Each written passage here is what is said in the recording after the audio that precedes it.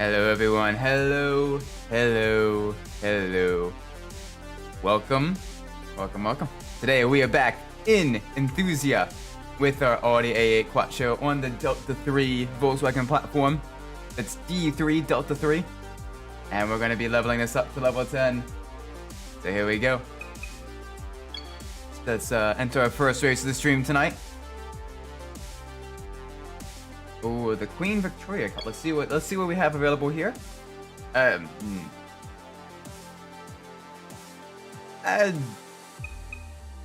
gonna be very tricky. I don't think we better do that. I don't think we would do well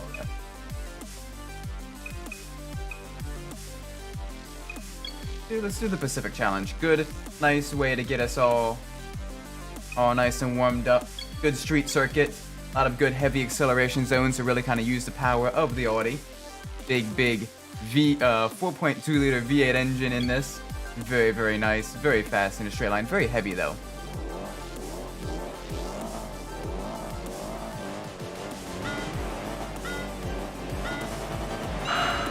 There we go. Now let's get past the Forester. Also has four-wheel drive. Nice little tippy tap of the brakes with the car turned in. Keep it as straight as possible through the chicane. Take a little bit too much curve there, but that's okay. A little bit over the crest. Nice and easy. Alright, nice and smooth. Through the turns. Oh gosh. Not quite that smooth. It's been a little while since we played this. And I forgot just how understeery the Audi is. Very chunky boy. Very thick. Extra thick car. Yeah, it's very fast in the straights, but it is not maneuverable one bit. So we really got to use that power to our advantage and be careful on our curves in order to kind of win against the competition. Nice and smooth through here. Nope, that is not smooth. That's still very reckless. We definitely need to kind of get back up to speed.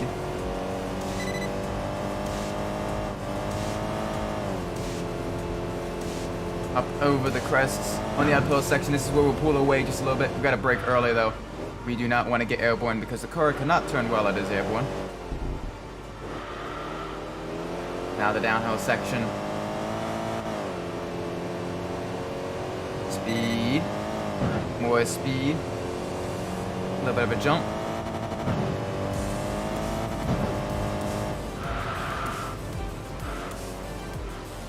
Get it nice and turned in. There we go. Very good.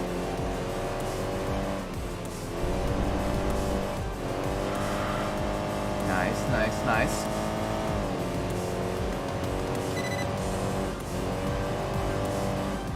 Smooth braking through the bus stop chicane. Put that just a little bit too fast. It's still kind of getting used to the vehicle right now. It is an interesting vehicle to get used to because its punishments are much more subtle, but also very sinister. You can lose a lot of time with this car in ways that, if you're not careful, you don't really recognize. Mainly due to the fact that the car is a little bit more prone to understeer rather than oversteer. We definitely need to be very careful. Especially with the throttle. We gotta be very careful with the throttle out of the corner. So last thing we need to snap understeer. As these Audis are a little bit, especially the earlier Audis, are known for that understeer issue.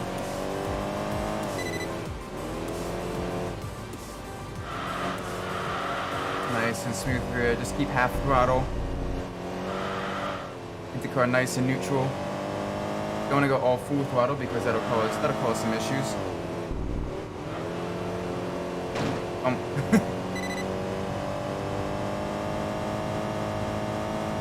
Oh yeah, the car is still just a little bit sluggish around the corners. Alright, nice and easy. Easy on the brakes. Get it turned in. Alright, back again to the left through the bus stop. Through the parking lot, down the downhill section, a lot of jumps. And the car is very understeery right now, even more so than I remember it. I may have to change a few settings. And again, I'm expecting a luxury four-door sedan to handle like a sports car. That is partially on me. But yeah, we're in the Audi A8. It's based off of the Volkswagen Delta or D3 chassis, the same chassis that was in the Bentley Flying Spur, as well as the Volkswagen Phaeton. The Phaeton's a really cool car as well, actually, because it was basically Volkswagen's. In a sim, how am I steering? I am not in a sim right now. I am. Modern wheels don't work. At least I have not managed to get a modern wheel and pedal assembly working well with this. So what I'm doing, because the DualShock 4 doesn't really allow for pressure-sensitive buttons, and the triggers themselves, it doesn't really act as an X input controller. Basically, every button is either on or off, which makes things a little bit difficult for more games with more punishing physics than arcade racers. So what I'm doing is I have updated the drivers. I've used software to update the drivers on a DualShock 3 controller from the PlayStation 3 to make it think that it's an Xbox controller that thinks it's a PlayStation 2 controller. Little kind of workaround there that was very, very difficult to get set up, but we have it set up now. Difficult to get set up back a couple, like a little bit under a year ago when I first started doing, trying to play some of my more sim-based games like Gran Turismo and Enthusia and stuff on the PC via emulator. But now yeah, I got it working near perfectly, very, very little issues, despite basically having a DualShock 3 controller with an identity crisis. But it works beautifully. I have full control over my throttle. As you can see, I can lower my throttle, get it back up. Okay, so PS, thought maybe a keyboard that would be. No keyboard here. No. For most of my games, I'm using either the DualShock 4, the PS4 controller, or the DualShock 3, which is the PS3 controller. Granted, I have the X and the square buttons, which are normally the gas and the brake buttons. I have those mapped to the triggers, which are pressure sensitive as well, which is very, very nice. So I have even more control over how much I brake, how much I apply the throttle, which is very, very good, especially in the more twitchier, very, very lively mid-engine rear-wheel drive sports cars. Awesome, we've won the Forester. Alright, so how this works here. So this is our skill point breakdown. Basically, the distance driven with your brace position, if you manage to get the fastest lap of the race, and if you're using automatic or manual and whatever other driving assist, add points to your total. And then any bumps, any off-course excursions, any bumps with other cars, subtract from your point total. Those points are used to level up both yourself and your car. And basically, every car's got a set tuning level in the game, 1 to 10. And the higher the tuning level, the faster the car will go, without affecting the odds system. So we've managed to level up our vehicle, all right, which is good. So our tires are now much grippier, so we'll have more stability in the corners. Our car will handle much more neutrally, and that will help us a lot. All right, now this is the ranking points breakdown. Basically, this is the ranking of the race. So RS from RS all the way down to RN has a set number. So RS I think is 500, R1 is 200, R2 is 100, R3 is like 50, R4 is 20, and rank novice is 10.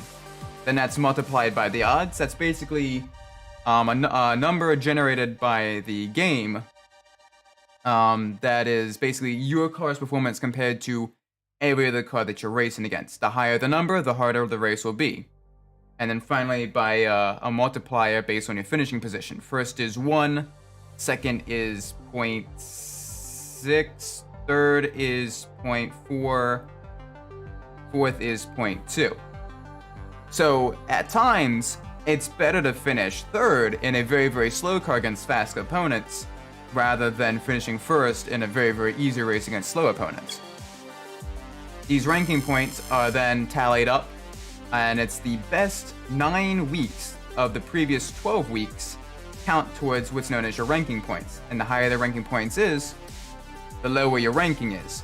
And the lower your ranking is, the better, the more races you can enter. So right now we're ranked like 4th. We are the 4th best racer compared to all the AI racers in the game, is what the game is telling us. Which is really, really good. Because there are some events where basically you need to be the top, within like the top 6 racers in the game in order to enter that event. That is, if we go here, the calendar, that is basically the final race of every year. Yes. Week 4, month 12, the King of the Year Grand Prix. And it is basically for the top 6 racers. And those are the only ones that can enter that race. Which is a very, very, very, very difficult race as well, because you really kind of you need to get your ranking up. But you also need a fast enough vehicle to be able to compete in that. So you really need to have a bunch of vehicles ready at your disposal and points at your disposal as well, so you can switch to that very, very fast vehicle for that final race in order to win it. Right now, that's not necessarily what we're focusing on. Right now, we're focusing on getting every vehicle in the game to level 10. So all the good cars, all the bad cars, we are going to learn all of them. And that's the fun part. I do want to adjust settings a little bit. The car is still just a little bit understeery. So I'm going to increase the rake. And I am going to adjust the toe and camber just a little bit, as well as unlock especially the front differential just a little bit. That'll help us get a lot more cornering ability in some of the slower corners. Very, very good. Alright, we got a decent selection of events here. The Tsukuba Circuit Challenge, that is in the wet. And we do have a 4-wheel drive vehicle, which will help us quite a bit in the wet compared to some of the other opponents, but it is Tsukuba. Tsukuba is a real-life Japanese track. Very, very short, very technical, lots of hairpins. It's where they run the Super Lap Battle in Japan, which is a time trial-based event. I know this may sound sacrilegious, but it is roughly Japanese equivalent to the Nürburgring Nordschleife, in that it is basically their premier track that they test vehicles on.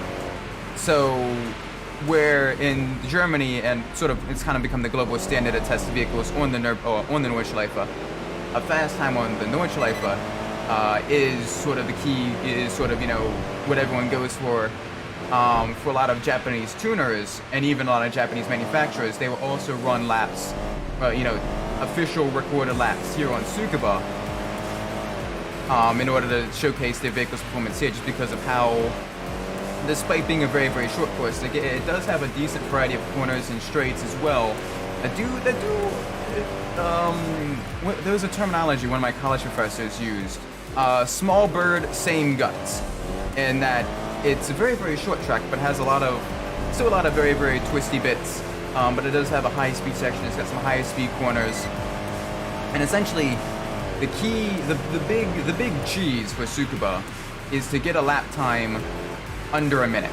That is like the goal of every Japanese tuner, is to create a vehicle that can run sub 1 minute lap times at Tsukuba. That is like the goal. There's a lot of automotive manufacturers, at least for a while, back during the 2010s, on the Nordschleife, it was, you know, if you can get into the 7-minute range on the Nordschleife. Good evening, Sprockets. Good to see you. Hope you're doing well. But yeah, with the Nordschleife, at least in the 2010s, it was the big cheese for the Nordschleife was to get a time under 8 minutes for a production vehicle. Like, that was like the big, we have created a ground-shaking performance vehicle if we can get under 8 minutes on that track. And the Tsukuba is kind of the same, but with, you know, 1 minute, sub 1 minute lap times. Obviously, with it being very, very wet and this car being very, very heavy, that may not happen. But it is good to see you, Sprock. It's good to see you guys both here in the stream today. Hope you guys are having a great evening. I've had it's been a bit of a rough day for me today, but I'm not gonna let that bring me down. I'm here, I'm home. I'm gonna enjoy streaming tonight. Gonna be enjoying driving all of these cars for you guys. And talking about all these cars too. We gotta catch back up to that RX-7, the FD3S. It is very nimble, but it is also rear-wheel drive and very tail-happy. So if we can get through the corners faster and maintain our level of grip, we might be able to outperform it, especially on some of the higher speed corners. Only downside is we are going to be at a disadvantage under braking just because of the sheer weight of our vehicle. But we do have quite a bit of power. We do have a naturally aspirated 4.2 liter V8 under our hood. The Audi A8 in its later years, it also came with a 6 liter W12 engine, which you can think of as basically just two banks of two inline 3-cylinder engines each. So basically, take a V8, and then instead of 4 cylinders in each bank, there's 6 cylinders, but they're also kind of like staggered as well, which is really cool looking. It's always cool seeing those engines being, pictures of those engines being torn apart and rebuilt and everything. And it's sort of the base idea behind also the Volkswagen VR6, in that it's kind of an inline 6, it's kind of a V6, kind of a mix between the two. And that was sort of like the means of getting more displacement out of a smaller, more compact package. Downside it is very complex engines, and they can be kind of expensive if things go wrong. But you're able to get more displacement out of a smaller package, which is really cool. We are not able to keep up with that RX-7 though. That is very quick. We're keeping pace with it, but we are not able to make any grounds on it. It's gonna be a little bit difficult. It is every very tight corner. It is pulling away ever so slightly. Low 1/10 of a second here, 1/10 of a second there. Oh, that's gonna be tricky.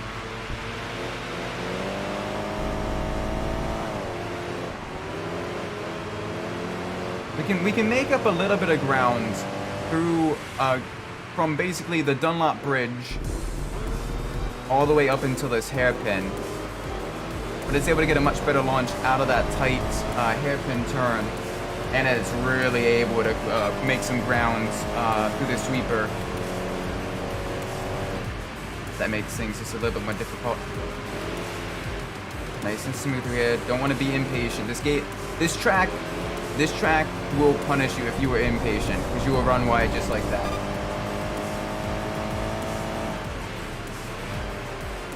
I don't want to lock up the brakes. Got to be careful in the wet.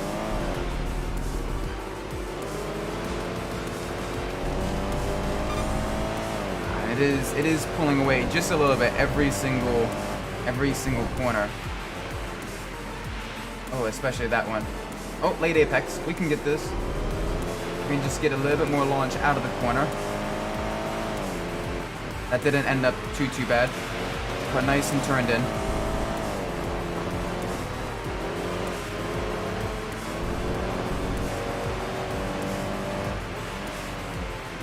Oh, hi there.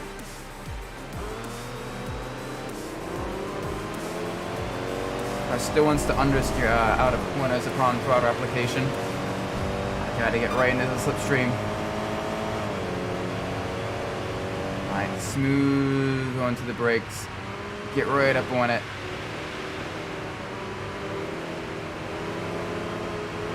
That's not gonna be enough. And we run very wide. at the end there.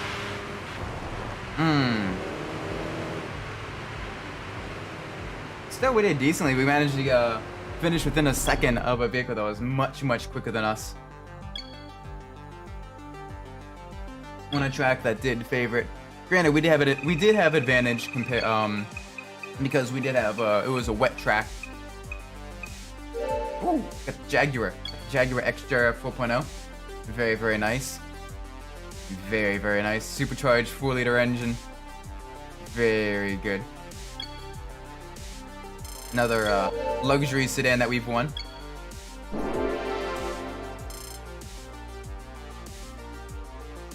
Alright, we level up a driver. That gives us more, lack of it, it's hit points. The hit points, once you pass a certain level, they don't matter too much. Ranking numbers we maintain at 4. Okay. We really need to get a really good race result now against some really tough opponents. So we need to be able to maintain our ranking.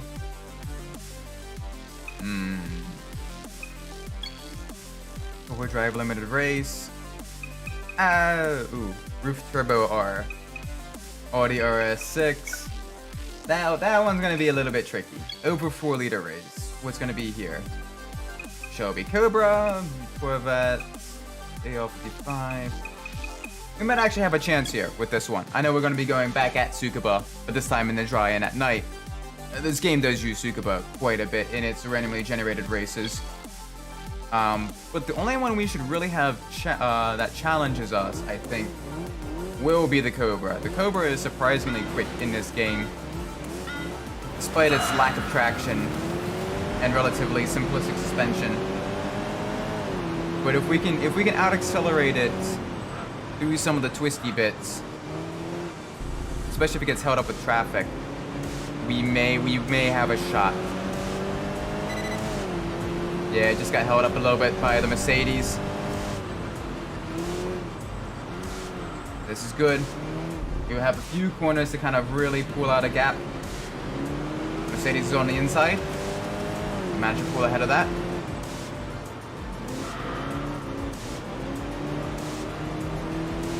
Alright, now it's a Corvette, the Stingray, the C3 Corvette behind us. Nice and easy. Trail brake into the hairpin. Nice and smooth. Slowly get back onto the throttle. Smoothness is key to a very, very quick lap time here. Got the Corvette behind us.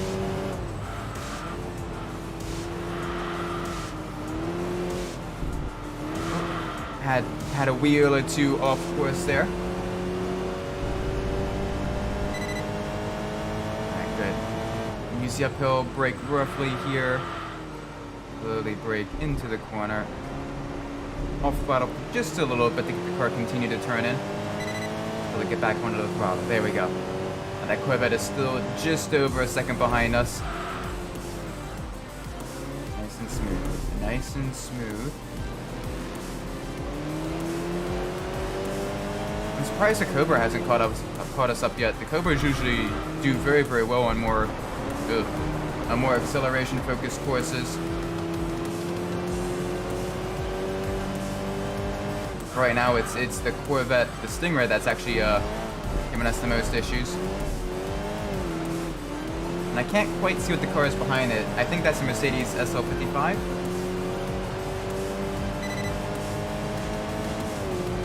Or I think that's a Mercedes. I forget which model Mercedes that was that we were up against. So that is the issue of using alphanumerics to name a vehicle. Is yeah, sure, you can better distinguish between, you know, well, this vehicle is faster than this one because 7 is this vehicle is, you know, the more premier version because it is, you know, it's got a 7 in the name instead of a 6.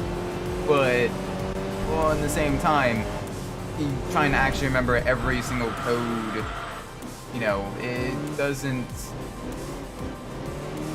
really register.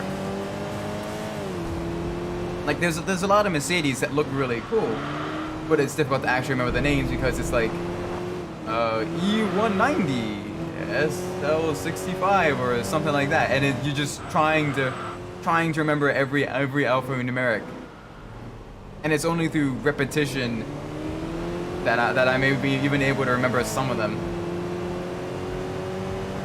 Whereas, you know, you think Huracan, yeah, you can picture an Huracan, or you know, Lamborghini Diablo. You can picture that. You can picture a Corvette. You can picture, you know, a Mustang.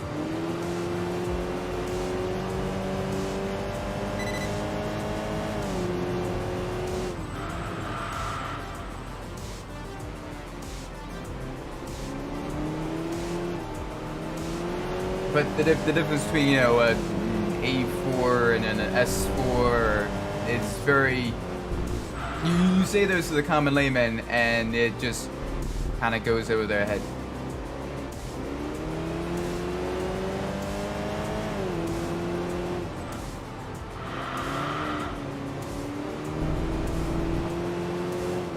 That Corvette is still pounding us quite a bit. It's got that acceleration, but we do have the better handling, I think. At least better, maybe not better braking.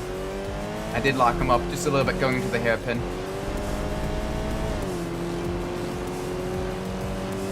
Kind of evenly matched right now, with that still just being just over a second behind us. Ooh, gotta get it turned in.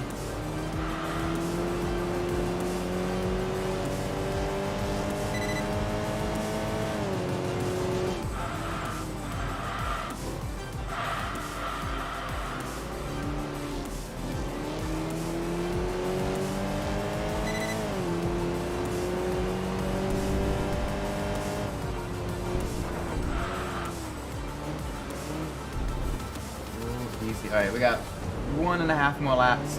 We just gotta keep the Corvette behind us. Cobra, surprisingly, is not challenging us. I wonder what happened to it, because normally it is very, very quick on the super circuits. Especially, pretty much any very, very twisty circuits. The only issue that the Cobra really has is it doesn't really have a whole lot of, due to its 4-speed transmission, it doesn't have a whole lot of top speed.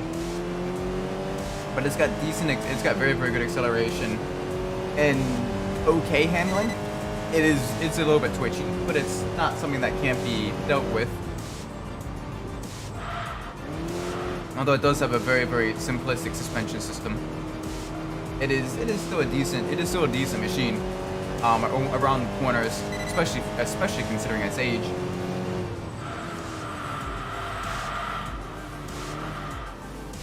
Nice and smooth through here.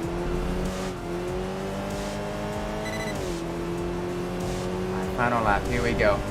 Final corner complex. Oh, easy. Do not want to lock up the wheels. Like looking at barn finds us to see some interesting cars I never heard of. Sometimes have to look up if it was an import or rare or unique. It's always really, really cool, kind of. That's why I've been following some of the other on Twitter. Granted, Twitter is. Certain aspects of Twitter are, well, Twitter, but I do like following some of the sort of educational or some of the classic car related Twitter accounts. Like the one I really like following is the obscure supercars account, because even those I'm only able to recognize like maybe at most like half of them. A lot of them are like really, really cool concept cars I've never seen before in my life. And it gets me to kind of like look them up and actually learn just a little bit more about them. And that is one of the things I liked about like a lot of video games that had more obscure cars in them, is that it was, you know, you see a car and you're like, oh, well, what's that? And you look it up and you're like, oh wow, this is a bunch of history that like I never realized. Oh, the CL55. This is nice too. Specialty car. Very, very nice luxury sports coupe.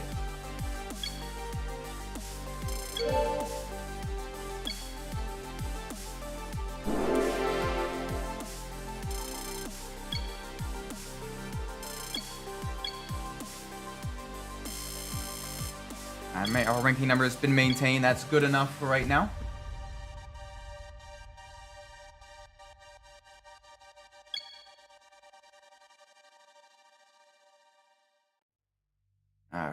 Let's see what we have available to us. The low-end steering challenge. This would be good. There's a lot of vehicles available to us. SL500, the Alfa Romeo SC, Lancer Evolution, Kamimakin Edition, the V12 Vanquish. I want to win that Vanquish. I want to win the Vanquish. I want to get that Aston Martin.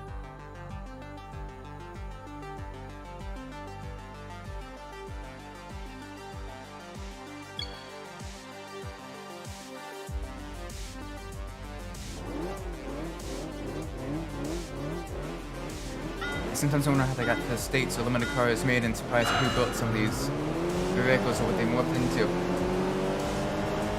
Yeah, looking at some of the that's the other thing, is looking at some of the vehicles that we never got into the States, and seeing them imported once they turn 25 years old is really cool, because they're basically sort of, for lack of better words, untouched by, you know, American car culture until they make it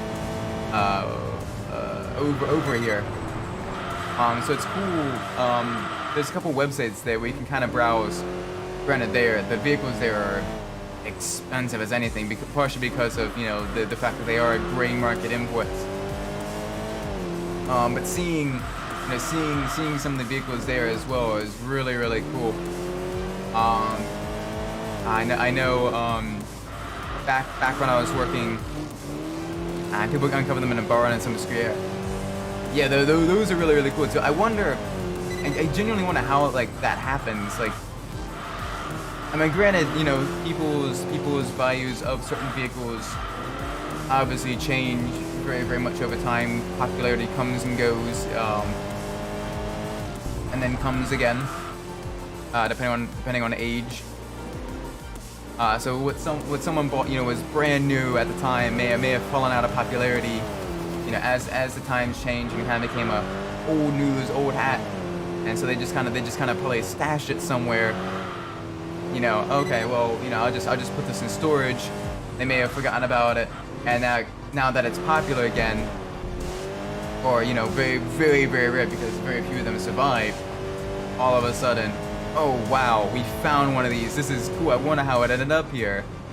When in reality, you know, it's probably not always, you know, considered cool. I mean, there's some cars that are always going to be considered cool, you know, very high performance vehicles and everything. But even then, it is interesting, seeing what people are able to find, and the stuff that does get imported now as well.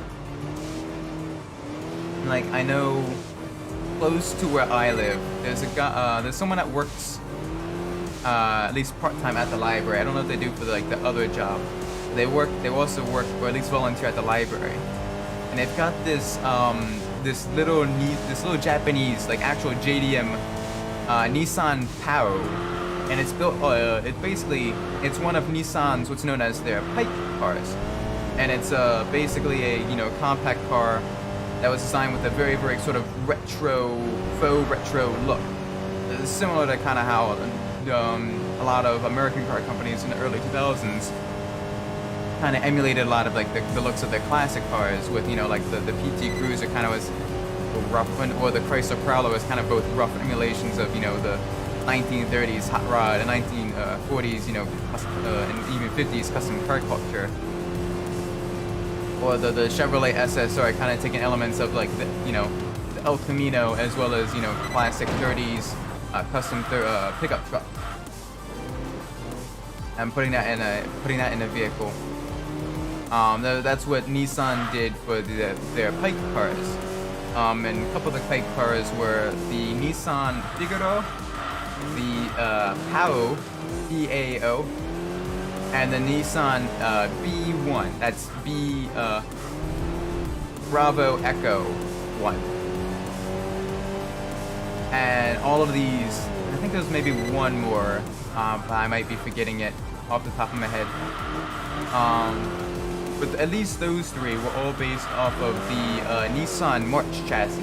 Nissan sort of compact car chassis, sold in Canada as the Micra, and never imported to the States.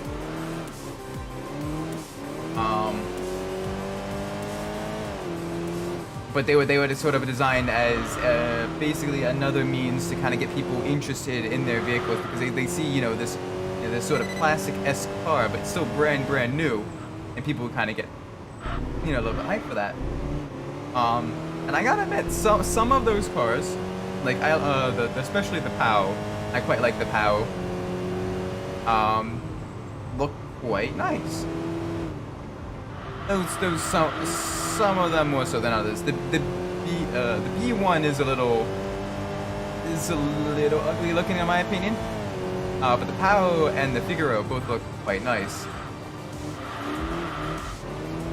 But they're all based off of the March chassis.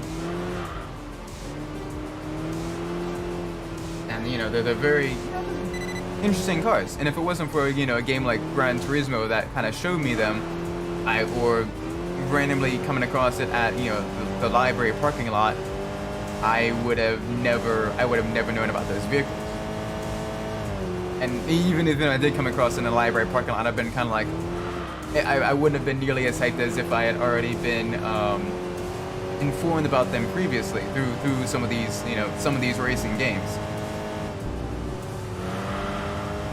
Oh dear, understeer through the backwards Radion corner. A lot of understeer there. Try to take that just a little bit too fast, a little bit too aggressively.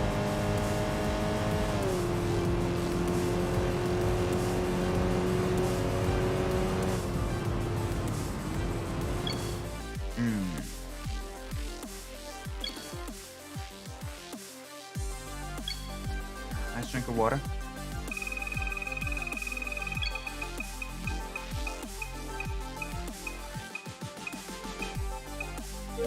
Ooh, there we go. We got the Alfa Romeo SZ.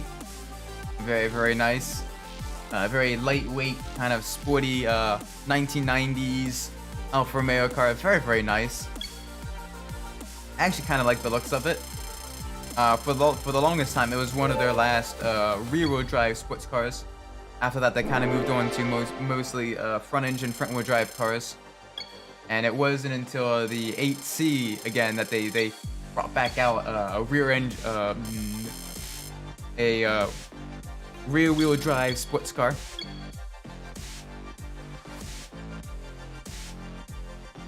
Nice. This is now almost at level 9. Let's see what we have available to us. Over 4-liter race. Let's see what we can race against here. Alright, so the two cars we can win are the Cobra and the Corvette. Let's do it. Let's win.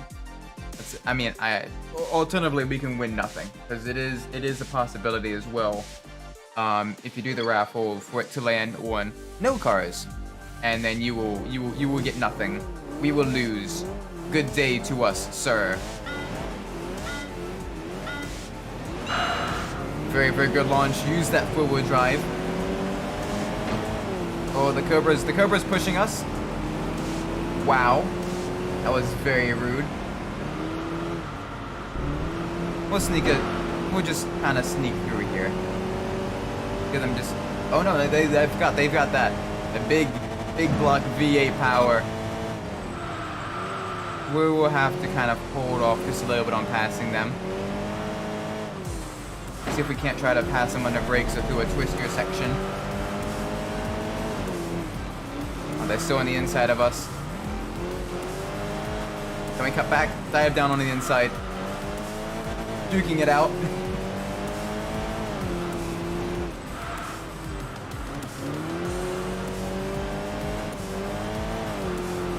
Alright, nice. Hard braking into the tight left hairpin.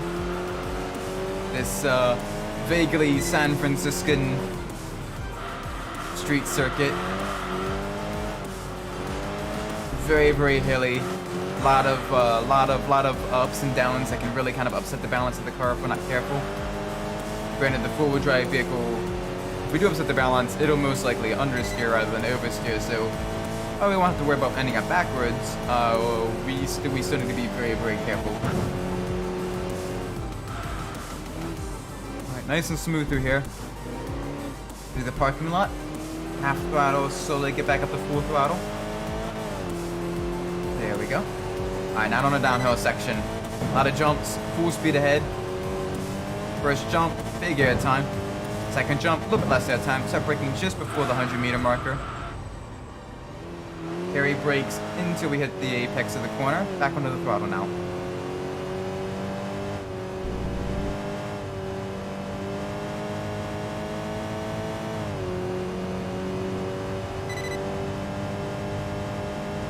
Alright, watch ourselves.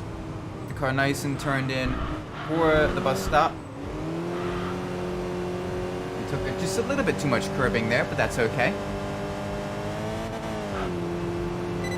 Alright, nice and easy, nice and gently on the brakes. I miss car companies like AMC, very innovative vehicles. Yeah, I mean that is one of the unfortunate aspects of a lot of car companies either consolidating or going out of business. And while there are car companies that are being created nowadays as well, a lot of times they're more so boutique car manufacturers, where they're designing more so just sort of a very, very high-end performance vehicle designed for a very, very select few number of vehicles. Designed for a very, very select few number of customers. The one thing I was talking about in a bit of an earlier stream, I think a couple weeks ago, because we were discussing the creation of Ford creating an electric crate motor, for lack of better words, where they just sell the electric motor from the Mach-E Mustang, which this is a fairly powerful motor. And we kind of got talking about things like, you know, electrically swapped hot rods, like that Volkswagen I saw at a car show a couple years back. It was, you know, Volkswagen Beetle, old Volkswagen Beetle, but, you know, swapped to be, you know, fully electric. And it got me thinking that we can kind of see a renaissance of what's known as coach builders. And during the early 1900s, basically coach builders, they would build the rolling chassis, they would build the bodywork for you, but you would survive. Yeah, the Volkswagen, yeah, that one. But in the early 1900s, you had coach builders, and they would build you basically rolling chassis. And you would buy, you know, an engine and a transmission and everything from, you know, a manufacturer like a Chevrolet or a Ford or a Dodge engine and transmission, or a, you know, an Offenhauser or what have you, engine and transmission, and they would, you know, put it in their coach, their vehicle body and chassis that they built for you, and you would basically have sort of you would have your own car. And one thing I can potentially see happening is if more car companies start sort of selling their electric motors, you know, just to the people and everything. It sounds like a precursor to kit cars.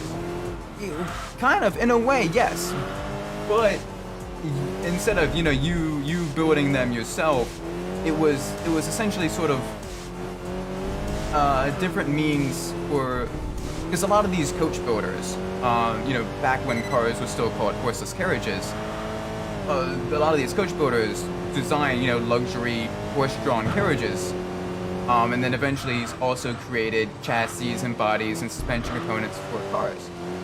And one thing I can see happening is nowadays, with, you know, more companies, you know, if more companies sell their electric motors, their electric drivetrains, is you can have other companies developing chassis that fit those in, and maybe even offering a service where, you know, you can still get the Ford Mach-E Mustang engine, but instead of having it in some, you know, compact SUV, you know, you can put it into a, you know, mid-engine chassis, or like the Cuban car culture out of necessity for the Franken cars. Yeah, a little bit, but like more, you know, more company backed. Sort of quote-unquote hot rodding. I think that could be sort of the next big revolution in not only car culture, but also just the aspect of purchasing a car in general. Maybe I could be well off base here. I have been very wrong in predictions of the future as well. But I do know that while history doesn't repeat, history does rhyme. And that could be really, really cool to see that happen, even if on a smaller scale. There we go. Our Audi is now at its max level, full power, full weight reduction, full tire grip. Got a decent amount of points there as well. Not quite enough to prevent us from slipping back. But that is okay. That is perfectly fine.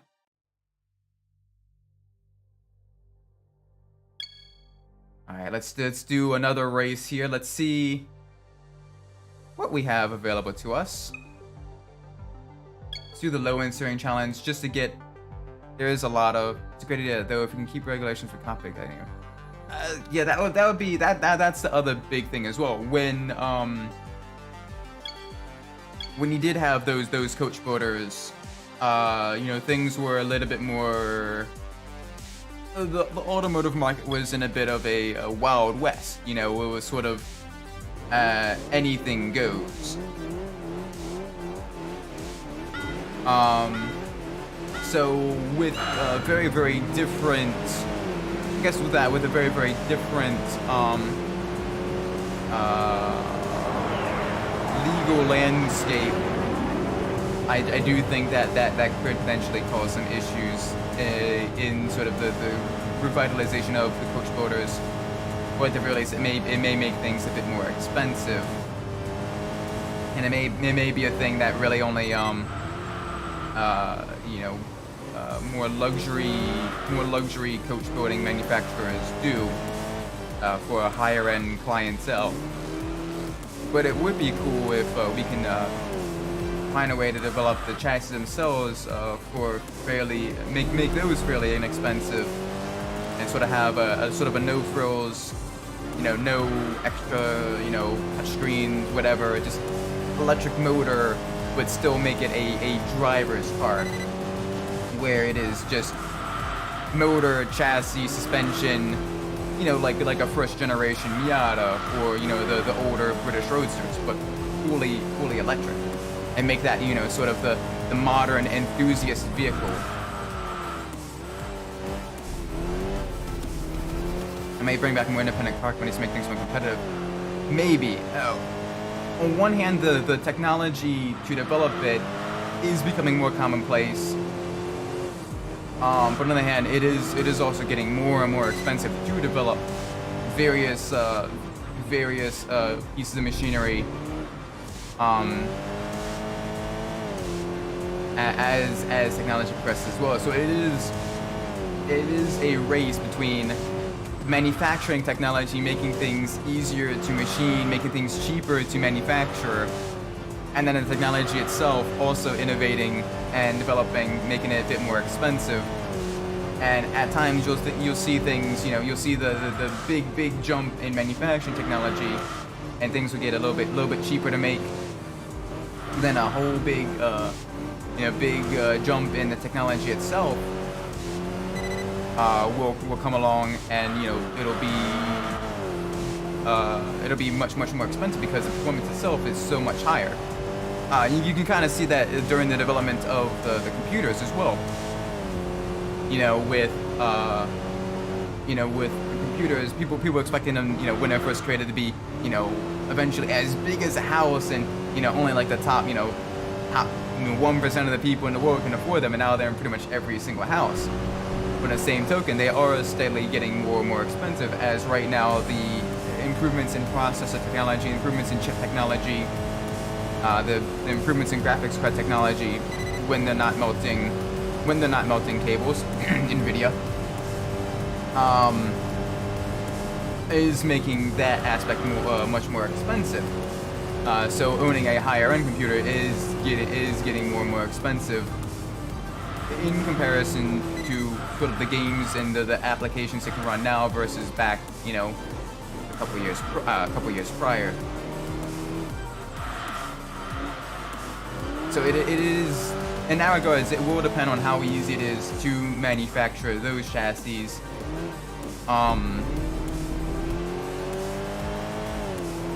Is sort of going to be the big factor in how prolific those sort of quote unquote coach boaters could become. Again, this is all extremely hypothetical, and I could be very wrong, and my words could age like milk set outside in Death Valley weather, with a bunch of vultures circling it. Because for some reason vultures drink milk.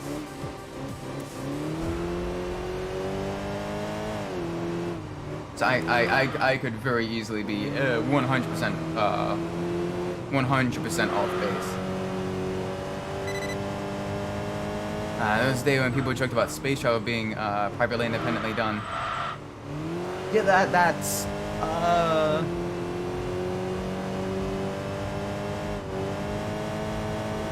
it is interesting. I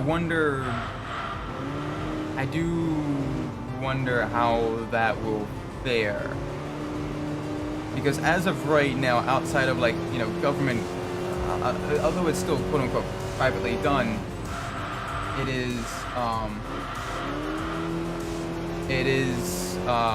you know, it's most of the funding is either government contracts or to put more satellites up in space, one or the other. There isn't a big commercial demand for space travel yet, though when that does become the case, when that does become the case, that'll be the real sort of factor to see just how well private space travel could work, is when, you know, when we're transporting people between planets, or at least back and forth between the Earth and the Moon, or at least multiple different space stations. But that is, I don't know how far away that is. I do work in aerospace, but most of my stuff is more aero and less space. And I'm probably going to leave it at that.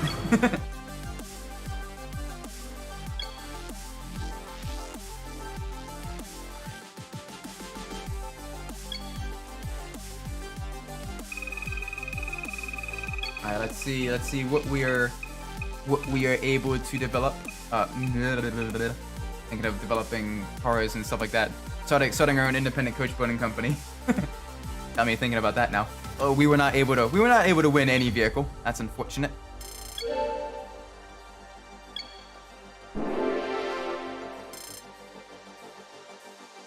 Nice. We did level up our driver.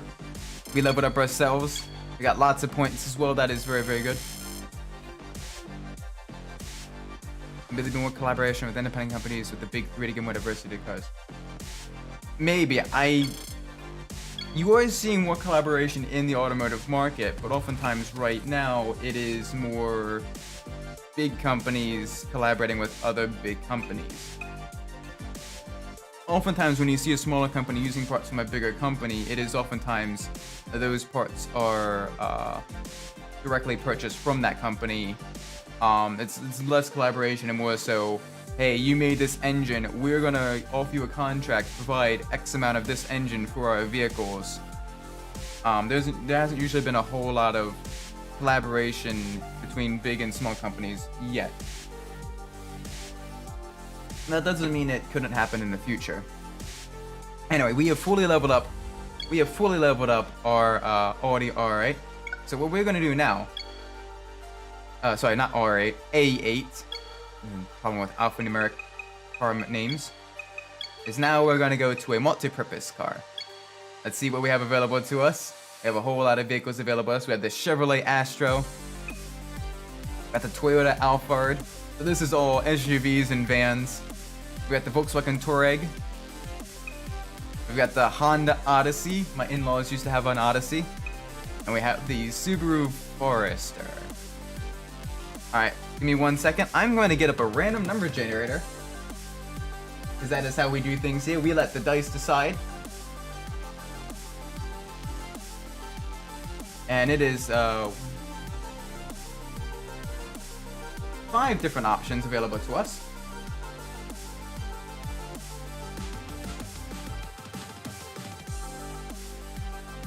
Alright, so 1 is going to be the Chevrolet Astro, and 5 is going to be the Subaru Forester, and any number in between is going to be any vehicle in between. So let's roll the dice. Let's see what we get. 2. Okay, that is the Toyota Alphard. Very, very big front-wheel drive, very heavy minivan. Oh, joy. This one's gonna be a little bit tricky. This one's gonna be very tricky to drive. We're in a big old chunky van. And colors, white pearl mica, silver metallic, gray mica metallic, like black mica, Bordeaux mica, gold metallic. This is the same exact color as my Corolla. Light green mica metallic, graceful pearl toning. Gold metallic. We gotta go for the same exact color as the Corolla. And this is where the struggle happens, because we're gonna be racing against vehicles, some of them quite quick. We're gonna be racing against fairly quick vehicles in the minivan, in a very, very slow minivan. That is part of the fun. Alright, we're gonna definitely lower the vehicle down just quite a bit. Stiffen things up. Get the car nice and set up for they put flames in it, make it go faster. You gotta paint it red as well. The red ones go faster. Oh no, wait, what is it? Daka. Maybe just a little bit of limited slip, just to help with the acceleration and grip coming out of the corners. Let's see how well we can do. And as you can see already, the odds are much higher. So the races themselves are much more difficult. Let's try the front wheel drive limited race. Oh boy. This is gonna be tricky. Granted, we did set up the van for a pretty heavy oversteer, which will help do some of the twisty bits. But oh, you listen to the sound of that. Very, very big. Everyone likes a good underdog story. Yeah, we're gonna try to win against some hot hatches and front wheel drive sports compacts in a minivan. We are starting on the front, which is very, very good, but they are gonna be very, very quick, especially on the back straight. Oh gosh. We locked it up going to the first turn. Brakes are not good. Car is very heavy.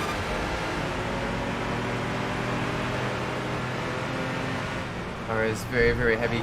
Nice and easy. Alright, nice, smooth, slow acceleration. Get it turned in. It does turn fairly well. It's just the acceleration and braking right now that are very poor on the vehicle. I think I got the suspension set up surprisingly well for not even driving on a vehicle. I just kind of figured this van is going to be understeer as all get at. Oh, I cannot brake that quick. I cannot brake as quick as the Mazda 6. Nor can I accelerate as fast as the Mazda 6. But even then, third place will get us plenty of points, which is good, because we need points to be able to stay in the rankings, and also to be able to stay within, at least be able to race the RS and R1 races. And that is one of the downsides, though. If you have a string of bad races, it can lead to your rankings absolutely plummeting, because if you get locked out of the R1 races, well, then you're stuck in the R2 races, and those provide less points despite the same even with the same difficulty of other racers against you. So then you're at risk of falling down even further, which does make things very, very difficult. It can be a sort of very, very disastrous positive feedback loop, where if you make a lot of mistakes, if you have some bad races, you will be very, very hurting a lot. Which always makes going to a new vehicle very, very tricky. And the game does encourage you to try out new vehicles. It also encourages you to kind of really familiarize yourself with them as well, as you kind of work your way up through the rankings and sort of build up a small stable of vehicles that you trust and use to get you all those points. Whereas we're not necessarily going by that. We are basically trying to get every single vehicle in the game, drive it until we're able to level up to level 10, which is going to be a very, very long time. This is going to be sort of a very, very long-running series, but it does allow me to talk about pretty much all of these vehicles. Granted, I know very little actually about the Alphard, so other than the fact that it's pretty much a Japanese and European market only Toyota minivan. In the US, it was a similar chassis in the US, but it was well, parts were shared between this and the Sienna, but not a whole lot. It was roughly similar.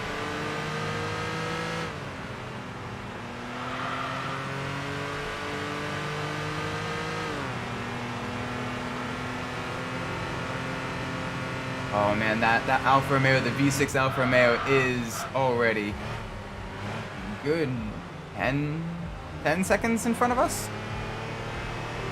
Easily even more so than that.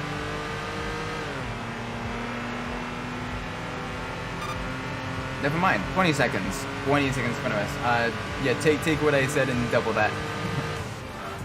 So we can manage it. We can hold the lead without making any more mistakes. We can get a good third place finish. We're holding fourth and fifth at bay. Second is slowly pulling away from us, which is unfortunate. That's okay, because, like I said, this game does reward trying to really kind of outperform your vehicle's regular performance. So even a third place finish in a very, very slow car against fast opponents will get you a lot of points.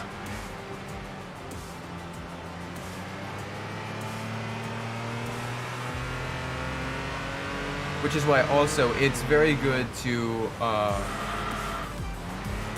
if you have a somewhat quick car, you want to go into a race where most of the AI are driving similarly performing vehicles. Because with that, if with a faster vehicle, you want to go for your victories. You want to be able to get all of the race wins all of the time in order to get a whole bunch of points. But if you're driving a much slower vehicle, what you want is you want to enter a race where one or two drivers are on very, very quick vehicles because they're going to beat you anyway. But the rest of the drivers are in vehicles that you can at least battle with. And what that'll do is that'll allow you to get even more points. Which is very nice.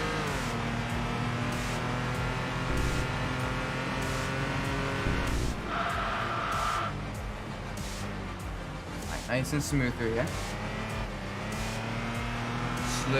Slowly get on the throttle. The minivan saga.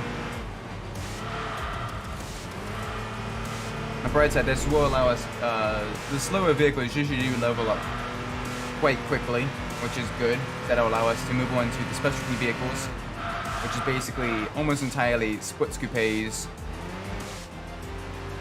And that'll allow us to kind of get into a quicker vehicle. But right now we're just kind of putzing along the Tsukuba circuit in this minivan. Nice and easy. Oh gosh, a little bit more brakes. Oh, that's a little bit of an issue there.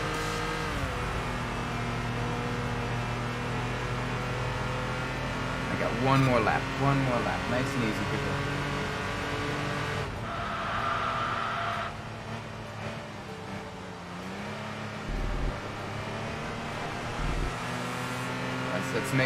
Let's make sure we do this well.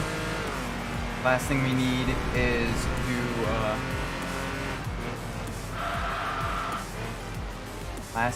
to lose positions on the last lap.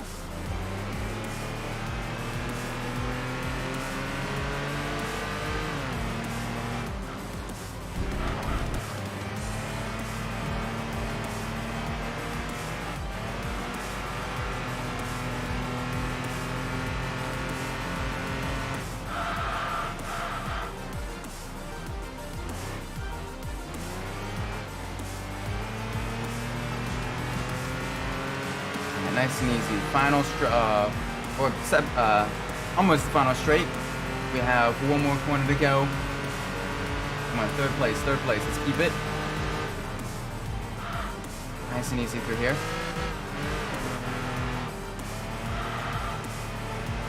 Nice and easy through here. There we go, and across the line. Oh, good.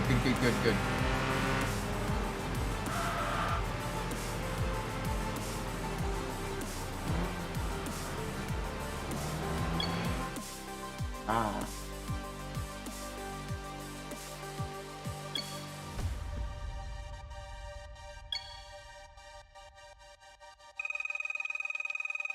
We got the Mazda Tenza Sport and the Citroen Saxo. I see what we're able to get. Both of those are decent vehicles to get. Alright, we got the Mazda Tenza Sport, also known in the States as the Mazda 6. Very nice. Alright, this is the moment of truth. Let's see how much we're able to level up our vehicle. Hopefully this is enough for two upgrades. Nope, just one upgrade. Okay, this may take just a little bit longer to upgrade the Toyota. Ooh, still not a whole lot of points. That's okay. That is perfectly fine. Decent first race.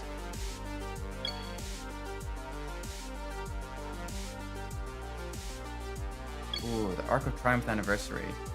19.9. No, there is no way we can even be close to being competitive there. Do another front-wheel drive race, this time at low end steering. That's fine, we can do that.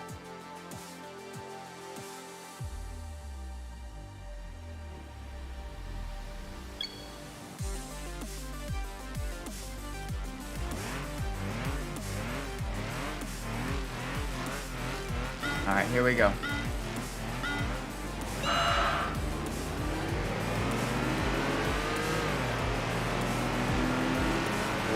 Hi there. Hi there. I'm getting passed on all sides by every single car. Wow.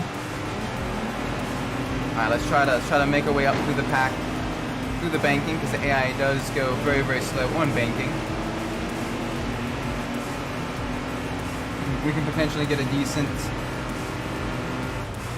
position out of this. Low end steering is also one of my better tracks I'm good at. I like racing on the Lion. But right now we're on the main of the Lion. Oh gosh, it is still understeery.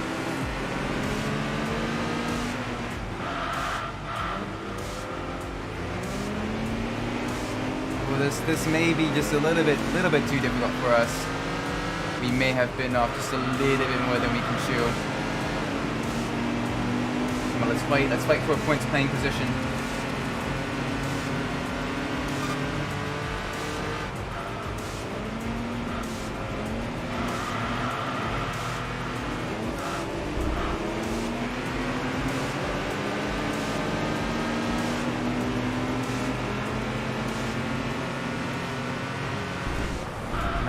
Nice and easy on the brakes, get it turned in. We are holding off the Volkswagen Golf GTI just a little bit. But we really need to go a lot faster. This Toyota is not doing us well.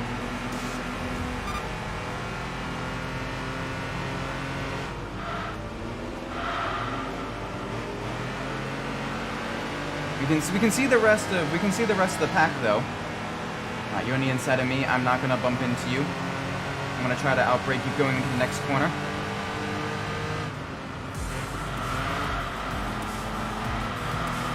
Yeah, the AI is very, very close pack, which means you probably did not pick a good race. Come on, nice and easy into Starfish. Alright, now onto the tail. The Golf and I are battling. Lightweight front-wheel drive hot hatch versus heavyweight front-wheel drive minivan. Alright, now onto the back of the tail.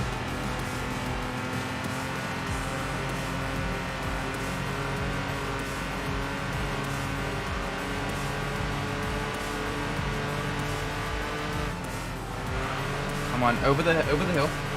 Nice and easy, nice and easy. Alright, now into backwards Radeon.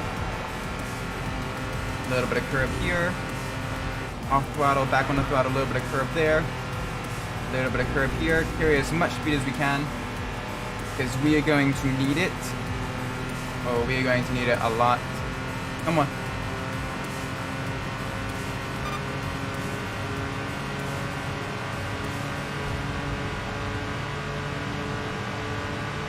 Oh, we may not get a points playing position here, ladies and gentlemen.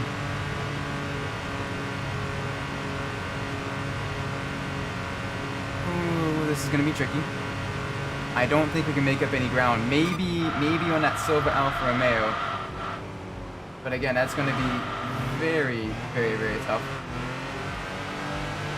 The Alpha is much quicker than us on the straights.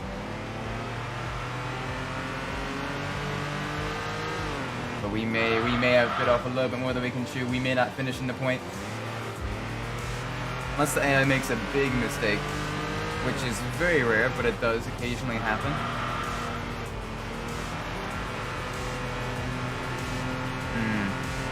Downside is, if you don't finish in a points paying position, you don't get enough points to upgrade your vehicle either, which makes things doubly difficult.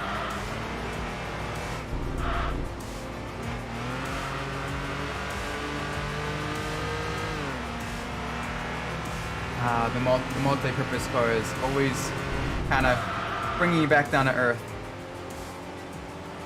Thankfully, there isn't a whole... Granted, while they're fun to drive, there isn't a whole lot of them. And yeah, this is gonna be very difficult. Ow, nice bump there.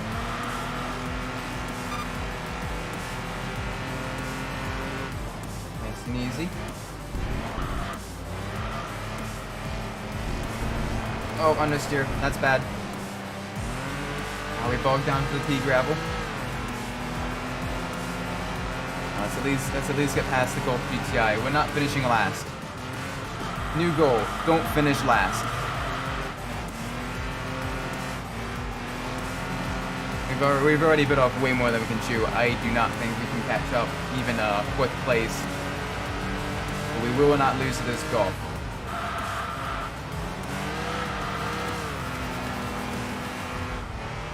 Onto the tail.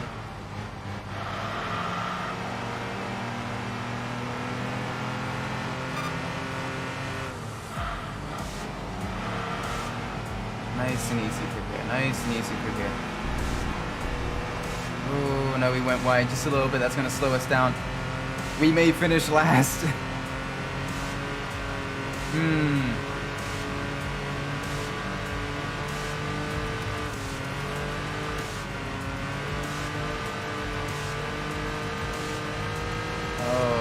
Well, we're still going to finish. We're going to make sure we finish. We're going to learn from our mistakes.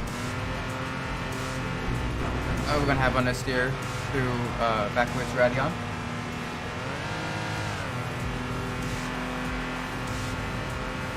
Yeah, nope. This was...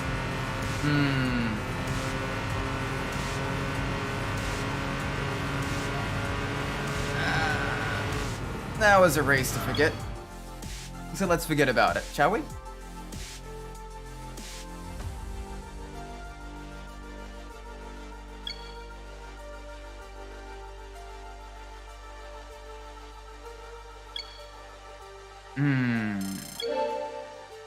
Oh no, look, we did get points. Never mind, I was mistaken then. We managed to get points despite finishing in last place. That's good. We at least got some tire upgrades. Yeah, no points there.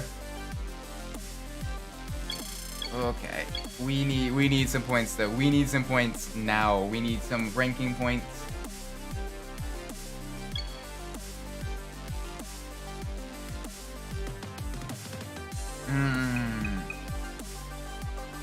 Neighborhood challenge. What are we gonna be up against? Engine SL.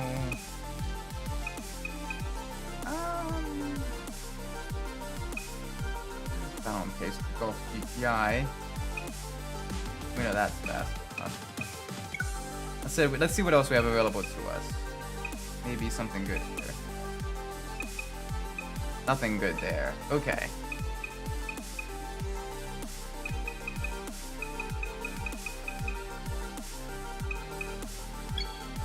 Sure, Nürburgring challenge. Let's do it. We're gonna be racing the Nordschleife in a minivan, just like Sabine Schmitz. Rest in peace. Granted, she is probably gonna be much quicker than we ever could be in a minivan. Oh, a lot of wheel spin off the line. Very sluggish acceleration as well. Enough power, to quote Sebastian Vettel, enough power to break the traction, but not much more than that.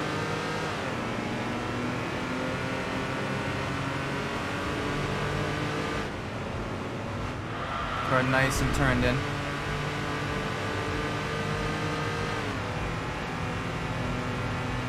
Alright.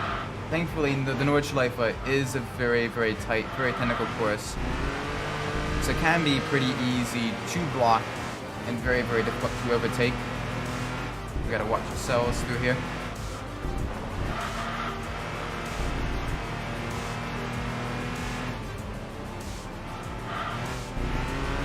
Only downside is there's roughly 4 different very high speed sections. We're about to go into the first one now, and this is where the other AI will really have a chance to get past us because, well, we're in a minivan. So far, still into the lead. 2 fluck flats.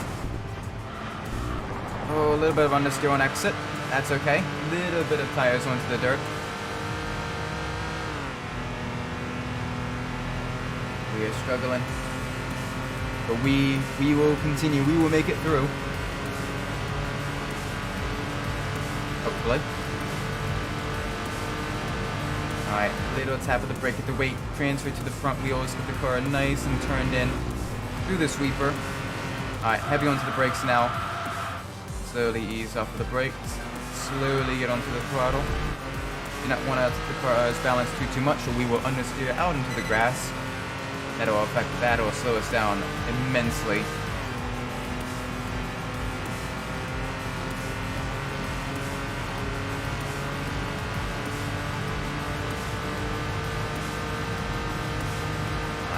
Ease onto the brakes through the chicane. Left, right. Slow down just a little bit more because then it gets much tighter, much twistier through this section. Very sharp left. And very sharp right. Use a little bit of curb there. Oh, we got something that's right behind us. What is that? About to go through a sector. I think that's the Mini. That might be the Mini Cooper. That is, it's about 2 seconds behind us. So a decent, mostly decent pace so far.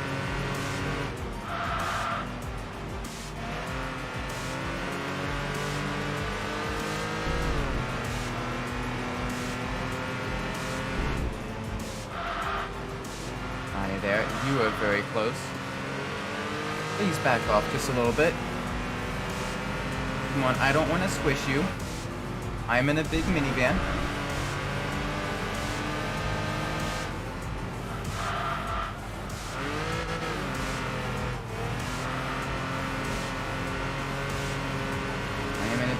And you are in an itty bitty compact car. Granted, the game classifies it as sporty because it is the Mini Cooper S. Oh, you're gonna get a better launch out of that corner than me. Hi there. Bye. Alright, come on, let's get back in front of that. Let's get back in front of the Mini Cooper.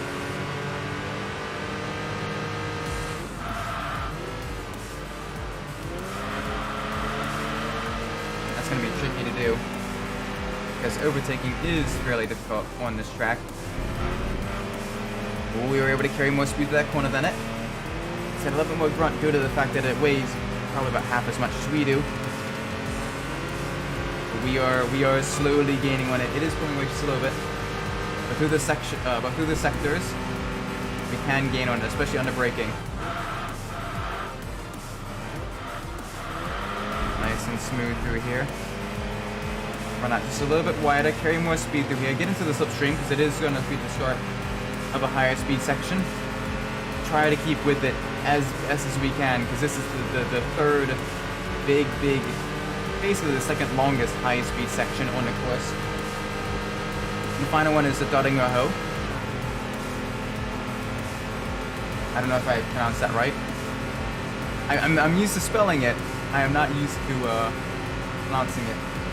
The big long straight right at the very end, the 1.3 mile straight with a slight uphill incline, which really punishes cars that do not have good top speed capabilities, like those that are driving a minivan. Oh, nice and easy through here. Use a little bit of curbing, carry our speed through that corner. I'm not even sure we hit 100 miles an hour there. This is a very slow van. Alright, down in the second kick. Get the car around that tight hairpin. I got an Alfa Romeo right behind us as well. This is gonna be difficult. The rest of the pack is still very close. Through that high speed section, that's gonna make things very tricky. It's basically 1.3 miles of flat-out straight-line driving. There isn't a whole lot you can do, and I don't want to needlessly block. I want to try to be a mostly clean driver here. Good sportsmanship, even if it's against Deep Boop AI.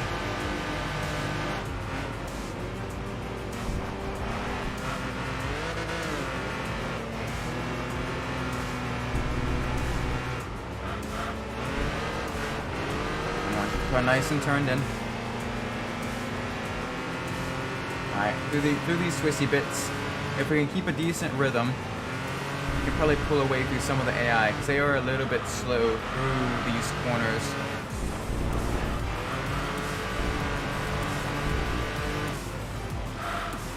Oh, a little bit of an steer there. Hold on to that.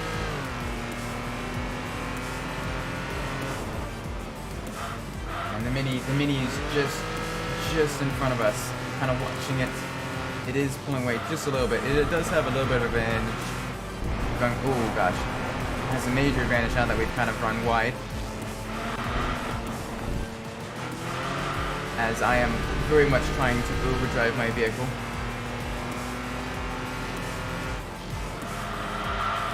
Get the car turning, get the car turning.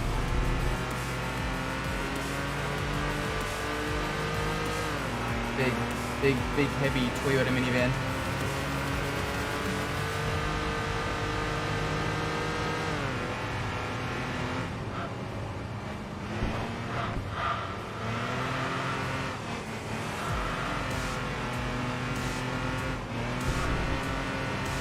Final couple of corners before the long straight. This is do or die time. Really need to secure a good finishing position here. This fan is not helping things. Nice and easy. A little bit of brakes. A little bit of dragging the brakes through the corners of the car. Pointed the right direction.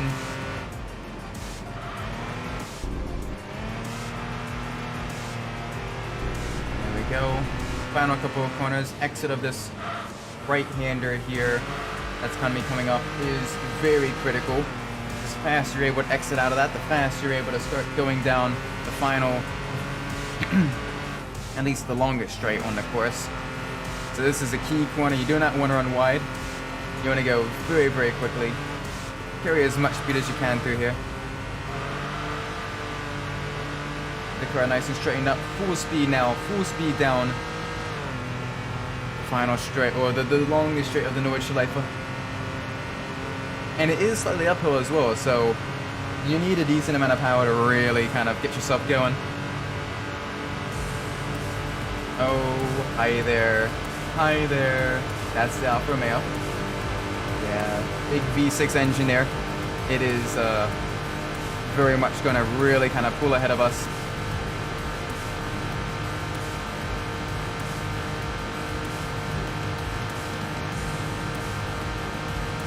It's got a lot of power. It's even catching up to the Mini as well.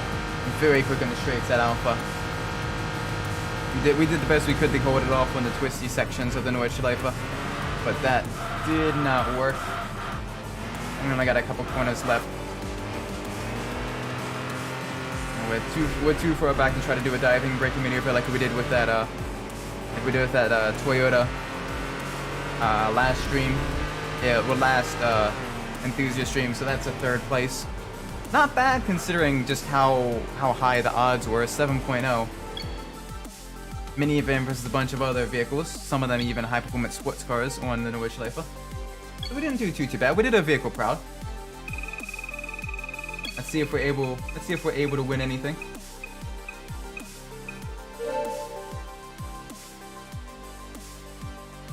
All right, we got a Skyline 350 GT.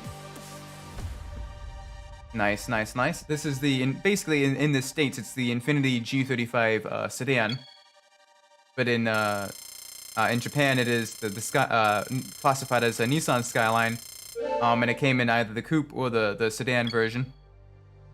Because again, basically it is the Infiniti G35 in the States. It was built on the same chassis, or at least a very similar chassis to the Nissan 350Z.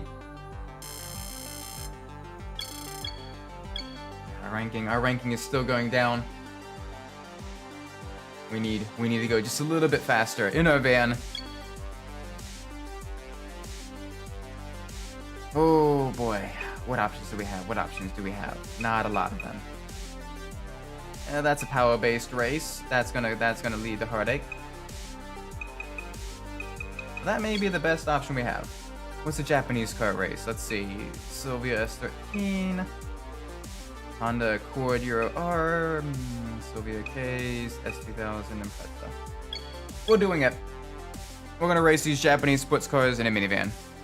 Let's see how well we do. Why not? YOLO.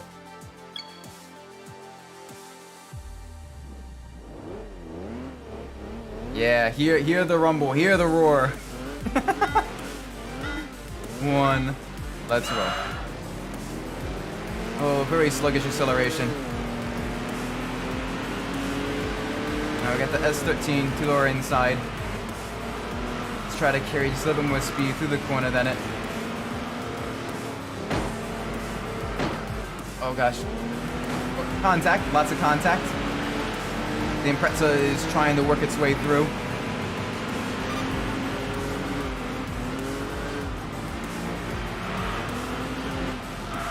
Ooh, easy.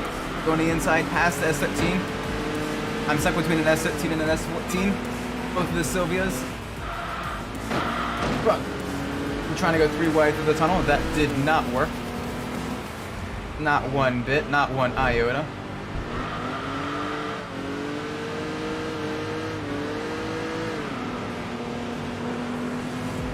Alright, come on, big speed down that start-finish straight. We got 7 laps to do this, now 6. Alright, we're in second. We're holding a decent position so far against cars that are much quicker than us. Whole bunch of JDM legends, drift cars, high-performance street versions of rally cars, and of course a Honda Accord Type R. All very quick vehicles. And we are in a minivan, but we are going to go very fast in this minivan. I'm going to push it to its absolute limits.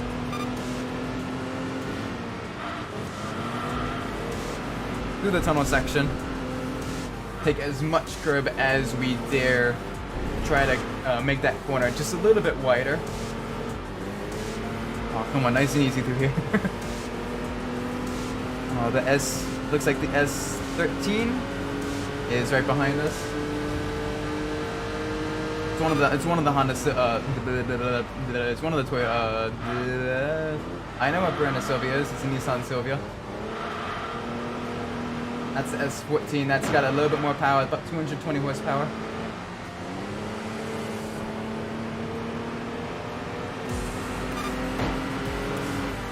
We have, what, 140 horsepower, something like that?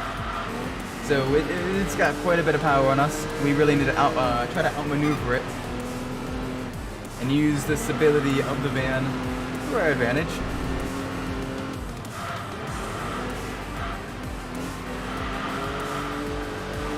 Alright, come on, we got this. Alright, they're both gonna pull away on the straight. The straight is where we're losing a lot of time, but we can't really help that. Every vehicle has at least 50 horsepower on us, if not more. And all of them easily are much, much lighter than us. This is going to make things just a little bit more difficult. Yeah, nice and easy through here. Little tap of the brakes. Get it turned in. Alright, we need to slow down just a little bit more for that. We're trying to overdrive our vehicle now. Trying to get a place that probably is not ours anymore. Granted that S14 begins dueling with the GD chassis and Preza. That may slow both of them down, and they may cause some issues that may allow us to really kind of get back up with them. It's wishful thinking, but maybe, just maybe. About 5 seconds, both of them about 5 seconds ahead now. The rest of the pack is a little bit behind us. We have a decent gap to them. Nice and smooth through here. Granted, third place will still give us plenty of points. But I want to try just to really see just how fast we can go. It is understeering just a little bit to that chicane. Alright, it's about 5.5 seconds now. They aren't gaining quite as much time. They aren't quite pulling as they aren't quite pulling away as fast as they were previously, but they are still pulling away. Ooh, yeah, about half second a sector, or about a second a lap. Well, we really need to be able to get back up with them. Thankfully, 4th and 5th are still a ways behind us. We have pretty much secured 3rd place.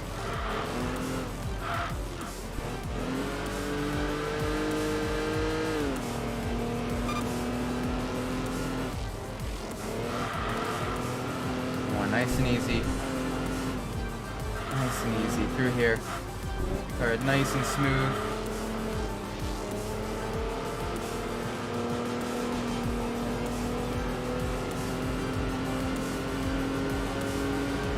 We got this.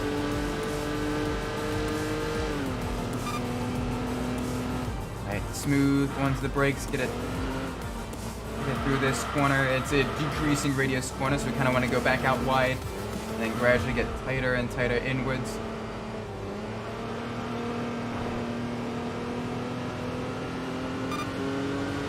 Seconds. Oh gosh, no, they are rapidly pulling away now.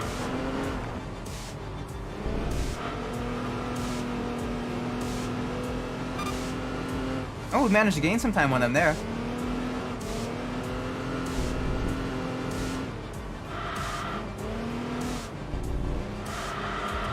Nice and easy through the corner, final corner, onto the straight. 3rd place, I will happily take 3rd place. That'll still give us plenty of points. Lots of points, lots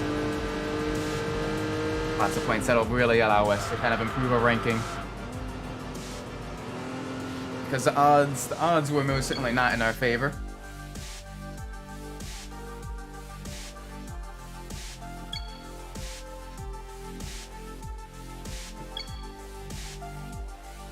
Alright, now let's see if we're able to win any of these vehicles. Sylvia K's or the Accord Euro R? No. Okay then. We did not win one of those cars. And we were not able to upgrade a vehicle. But we got lots of points. We got lots of points to improve our ranking. Kind of minimize, we kind of slowed down the bleeding there. As long as we can stay within the top 50, we're good. Right now we're ranked 30th, which isn't bad. Oh, that is bad. That is pretty rough. Toyota Cup. Let's see what we have here. Land Cruiser. Yeah, we got a decent shot here. Let's do it. Race on Tsukuba against a bunch of opponents. We have a shot at potentially winning a Toyota Land Cruiser, which is a very, very nice vehicle. So let's do it.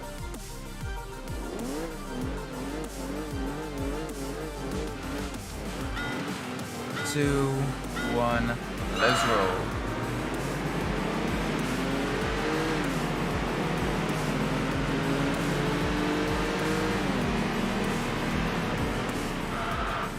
Ooh, hey there, you're on the inside of me. You're on the outside. Nice and smooth, let's go. Alright, we got a Toyota Fun Cargo. And then you're cutting the course. That's a Toyota Celica there. And then we also have the Toyota Vitz RS. So a hot hatch, a sports coupe, and a compact car. All walk into a bar. Bartender says, oh, what kind of motor oil will it be? The cars do not respond because cars do not talk.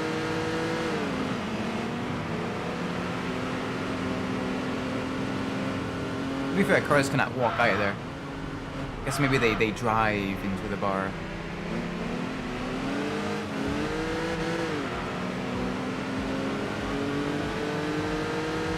Alright, we got the Celica, we got the Vitz in front of us, both of them very, very quick, good power to weight ratio. We're holding the Fun Cargo at bay.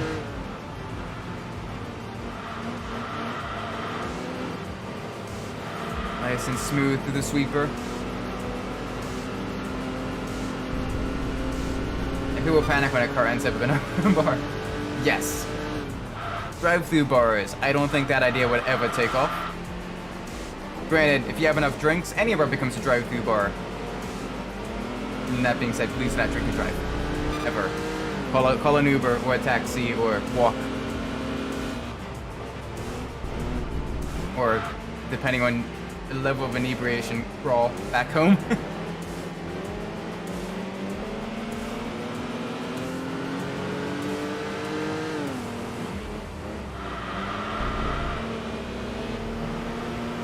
Let's get our place back from the Altezza.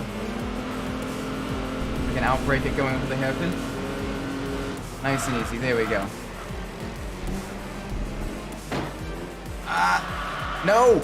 You dirty! Wow.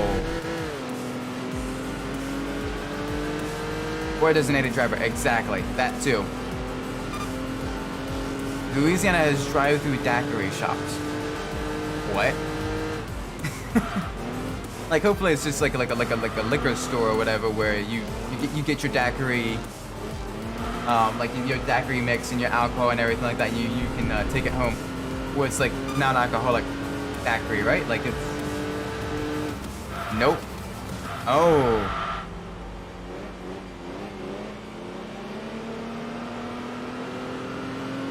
Alright, I have to look this up after this race, regardless of where I finish. Louisiana drive-through daiquiri shop. Alright, I gotta look that up.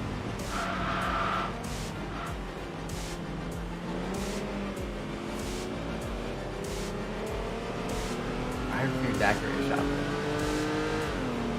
That is now gonna be like burning a hole in the back. You get your beverage in a cup with a straw.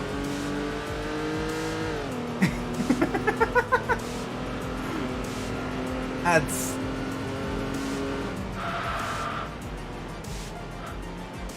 I don't know what to think about that.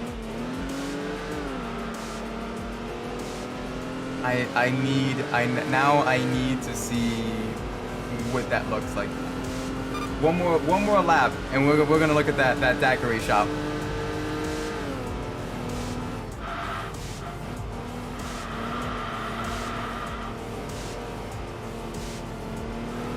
That's that sounds. I don't know what to think about that. I am genuine. I'm at a loss of words. Outside of words to describe just the fact that I'm at a loss of words.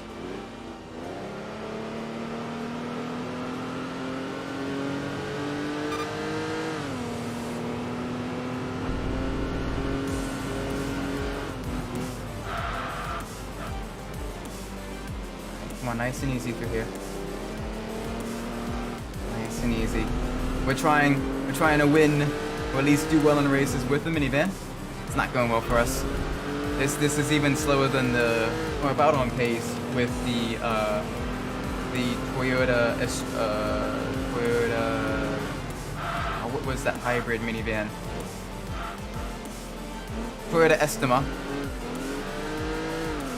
This is about as slow as that, minus the four-wheel drive and the hybrid electric power with the hybrid electric acceleration. But it does have multiple gears instead of a CVT, so that's good at least. Alright, nice and easy, nice and smooth through here. Get it turned in.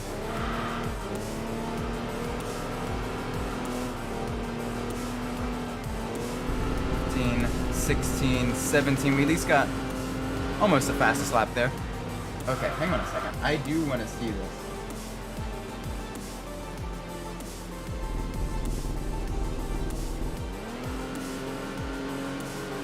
Louisiana daiquiri drive. Okay, hang on. Oh, New Orleans original daiquiri. The drive-through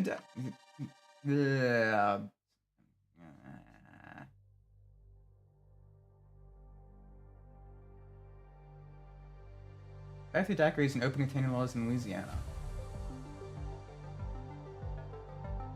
The open container law in Louisiana prohibits drivers as well as passengers from keeping an alcoholic beverage inside the vehicle in an open container while the vehicle is being driven on a public highway road. The law also makes it illegal not just for the driver, but any passengers who consume alcohol while they're inside the vehicle and its operation. Exemptions to the law: passengers pay fair for transportation. Passengers of a courtesy vehicle, okay. Passengers at a motorhome, which is at least 21 feet long, while the container is kept in the vehicle's trunk. Passengers that are riding on a parade, Passengers of a limousine. New Orleans is a rich, unique tradition of drinking. People from all over the world visit New Orleans and cut loose. New Orleans municipal ordinance permits the possession and consumption of alcoholic beverages in open containers, only plastic containers, in specific districts like the French Quarter. How are drive-through daiquiris legal? A daiquiri contained in a cup is legally permissible inside a moving vehicle as long as the cup is sealed. The legal definition of term sealed in this context is the lid is intact, no straws protruding from the cup, but openly or through the lid. Cup's contents have not been removed either partially or fully. First drinks are a special exemption. How does drive-through daiquiri work? Well, the fine print in the law says that open container law is applicable to containers with frozen alcoholic beverage, where the lid is intact and no straws protruding from the lid. This means that the drink must be frozen and a straw must be provided separately. As long as the container is still intact, it's simply a closed container. In most cases, daiquiris adhere to the tape rule. Most daiquiri shops will put a piece of tape over the straw to hold on the lid. Tape is removed or broken, then the drink is in an open container. Ah, okay. So you drive through, you get it, and you head home, and by that point, it's it's stalled a little bit.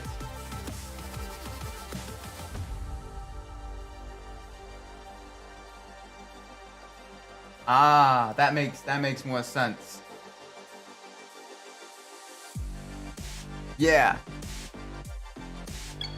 Yeah, so it's basically it looks like they serve it like completely frozen, maybe like frozen salad or something like that. Or at least very like a Slurpee or something. And then, man, no cars again. And then you get it, you take it home. By that point, it's thawed enough to enjoy as a beverage. That's cool. Huh.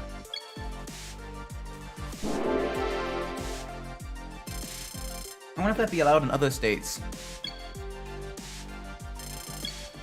80 points. Oh, we're going to lose. Yeah, we've lost a lot of points there. We've lost so many points.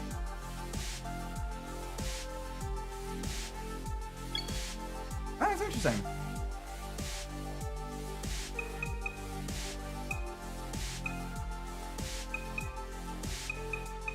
Alright, let's try the front wheel drive limited race at Pacific Gateway. Never mind, those are all going to absolutely blow us out of the water. Let's try the low end steering challenge, see what we have here. Golf GTI, we can beat that. TTQ, probably not beat that. Savannah, that's going to be risky. There is very few races that we can be competitive on here. Sure, front wheel drive limited race. Let's try it.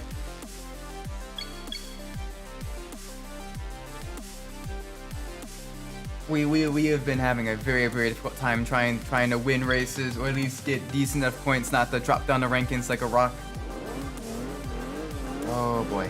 Alright, but this is a street course, and it's a street course I'm not too bad at. Let's try it. Alright, the Mini is right on the inside.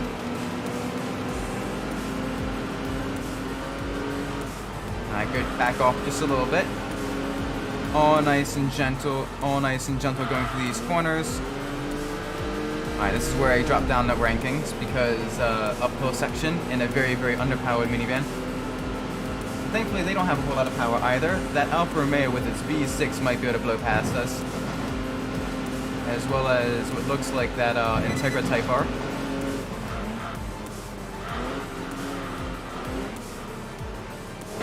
Oh, the Mini's on the inside.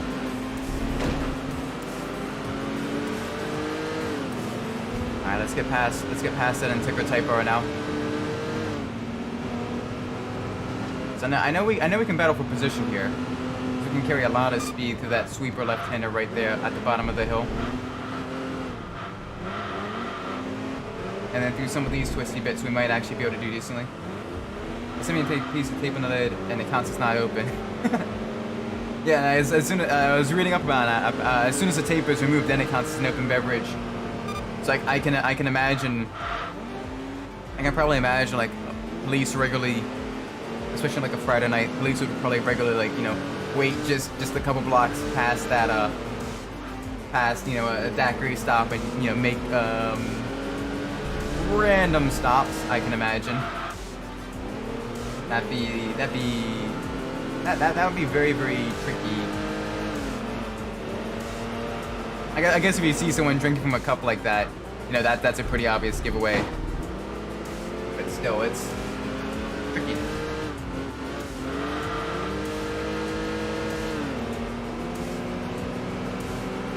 It is interesting though. Thanks for letting me know about that. It was pretty fast. It was really fascinating to read. Oh, easy! Don't get crossed up. Oh, neck and neck with the Mini. There we go. Managed to get our place back. Up in a second. Very good. Second place is a good place to be.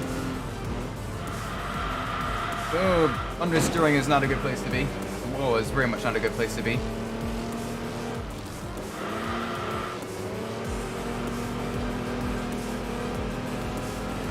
Let's get that place back.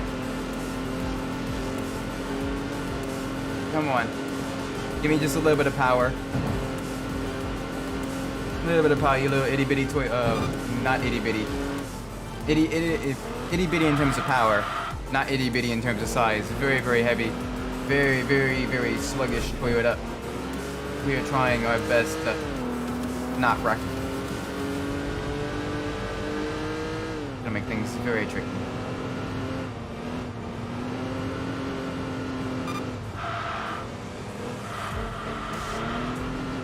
Nice and easy through the S-curves. That's not easy, that's a bump in the wall.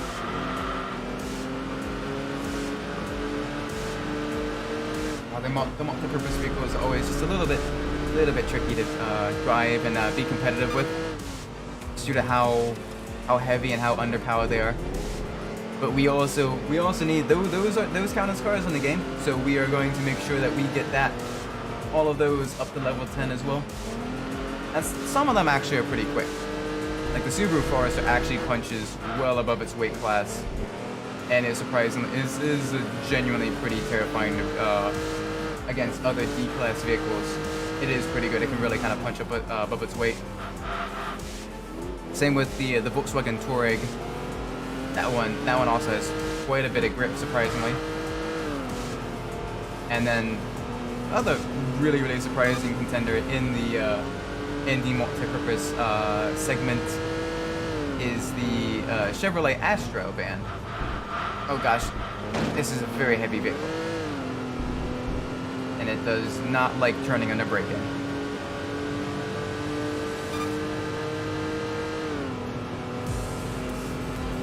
Very chunky boy.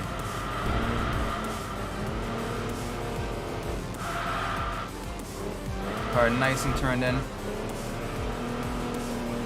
really have to try to push to get back up with the Mini Cooper. That's gonna be tough. Very, very tough. Come on, power. Give us speed, give us power.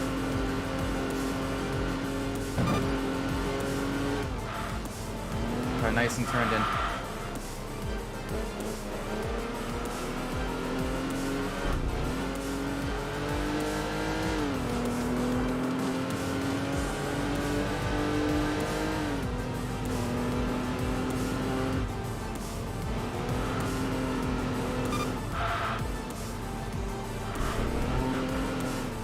Easy.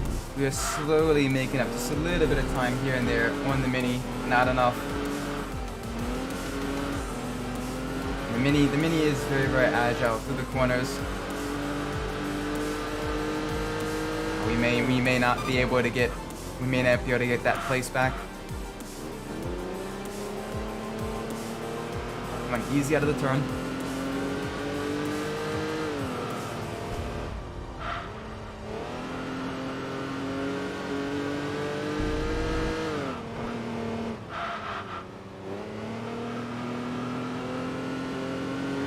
Final couple of corners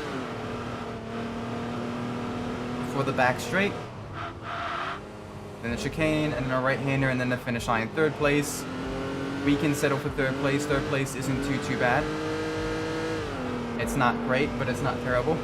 It's like 3.5 options.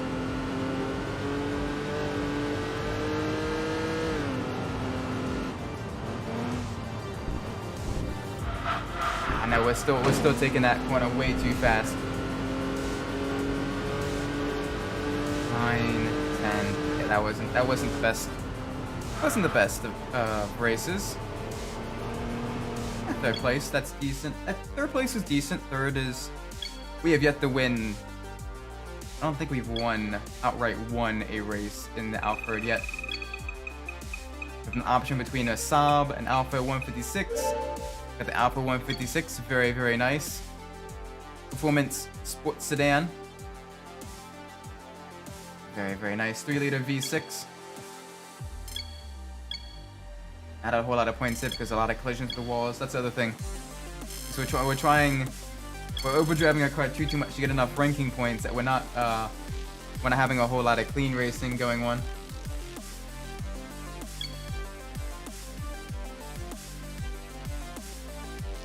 Ooh, Roger got a championship. Let's see. 17. No, we have no chance. We have no chance of being able to do decently there.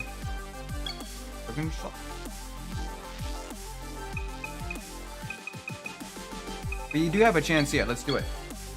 It's a German course, a lot of high-speed straights, but it does have a few twisty bits, especially through the village section. So it'll be a good mix of driving for us. We just got to make sure we do not try to overdrive the van, and we got to make sure we brake early, because the brakes do not like to stop this car.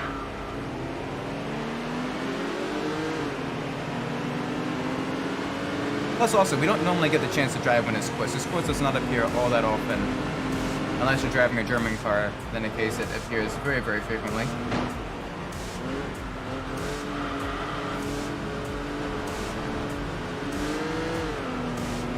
Alright, nice and easy. Easy tip tap of the brakes, get it turned inwards. Do the chicane, low clip of the curves. There we go.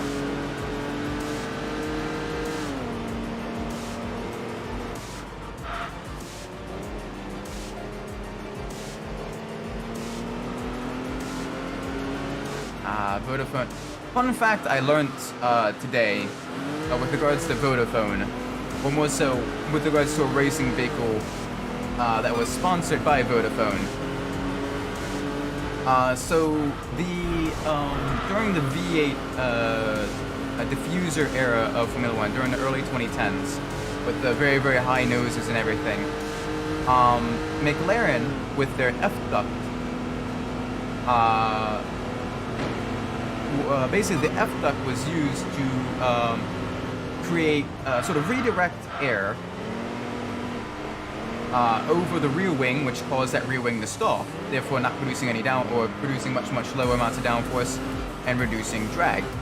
And you might be wondering, well, in Formula One, active aero is prohibited. How do they have that? It's because the drivers on the straights, Lewis Hamilton and Jenson Button, would move their leg to cover the duct with their leg so that the air would go somewhere else. Go through sort of basically a series of tubes that would cause that stall in the spoiler, and that would help them gain a lot of speed on the straight, so they can run higher downforce setups on so they can run higher downforce setups and get the cornering speed without losing straight line speed. But the reason it was called the F duct is because it was placed where the F is on the Vodafone sponsorship of the McLaren race car that they drove. That is seriously why it was called the F duct, because it was placed at the F of the Vodafone sponsorship. That is the only reason it's called the F. There was no other internal naming, no other reason for that. And technically, even within McLaren, it wasn't even called the F duct. That was just kind of what it was dubbed once it was kind of discovered.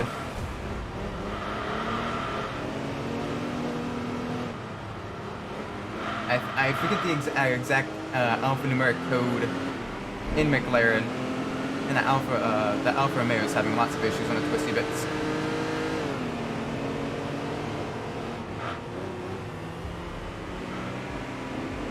Oh, nice and easy. We got the Renault Aventime behind us. Front-wheel drive hatchback coupe with very, very long doors, very long bodies. It almost looks like a minivan, but it is not a minivan. It is a coupe because its fronts are weird with regards to car design.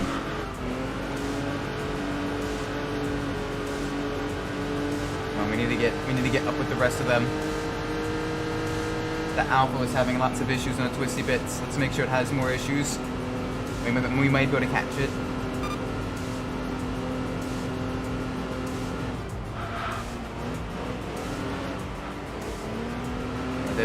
They're dueling for position. That's going to slow the both of them down.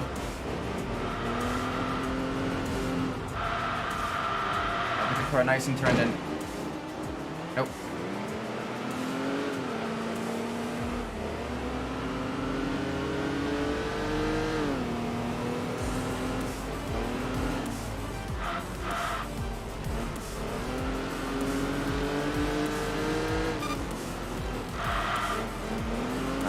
We gotta hold off the Renault Aventime.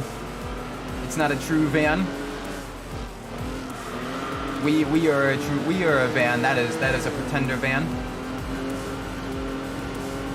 That is a coupe that is trying to be a van. We are an actual van.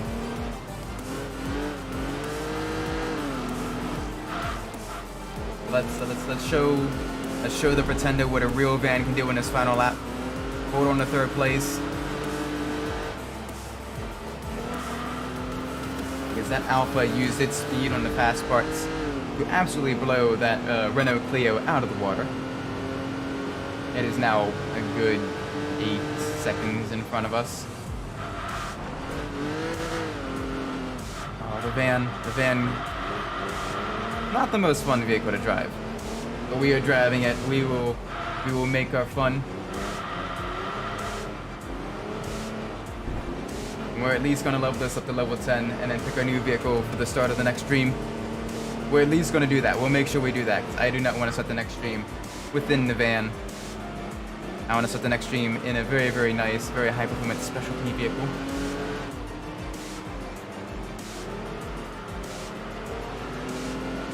Anything from a Mazda Cosmos Sport to a Mustang GT to anything among those types of vehicles. Very, very fun to drive.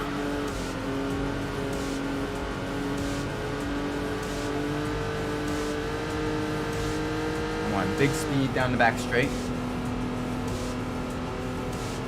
Very, very fast over here. Come on. Alright, little tippy tap of the brakes. Get the car nice and turned in. Back again to the right. Watch ourselves over the hill. That'll cause a lot of understeer. Alright, hard on the brakes, get the car nice and turned in for the hairpin. Do not run wide like we did last time. There is only wall to greet us.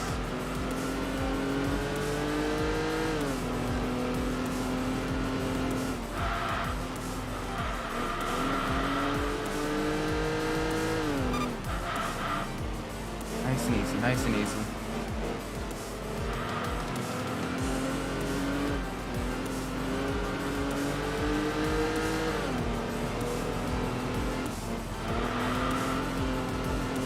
Found a couple of corners through the village section. Back into the village. We're maintaining third place. I am happy about that. Alright, nice and easy. Don't crash into any houses. It is a very, very pretty track though. Is very, very pretty. I love the cobblestone village section. It looks really cool. I also like how they also use parts of this course on with the Winter Trom course. It kind of keeps everything nice and sort of together. Yeah, we did decently there. We did decent. I'll take that. I will most certainly take that.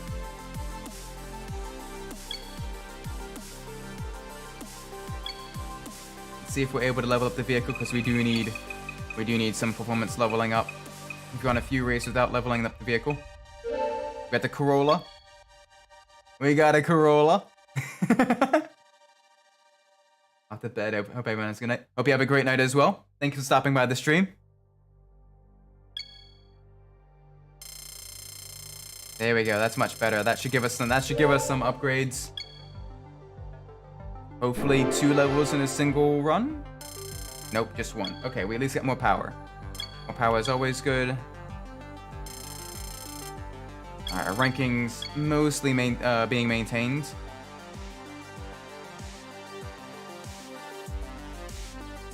Alright, level 7. We got 3 more levels to go.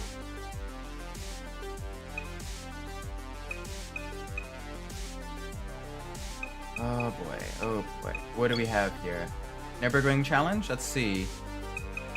SW20 Emirate 2, Toyota Sora. Basically Super in Disguise, Mini Cooper, with Stingray, Alfa Romeo, Giulia. Let's do it. Nürburgring race. This should be enough to give us 2 levels, because we're usually pretty clean on Nürburgring. Most of the time. And plus also, any excuse to do more laps on the Nordschleife is always fun.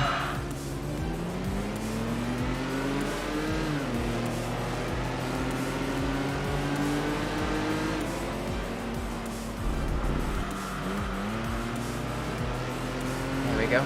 Back up into the lead.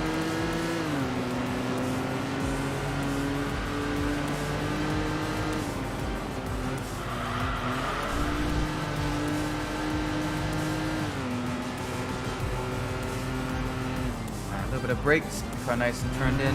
Back again to the right.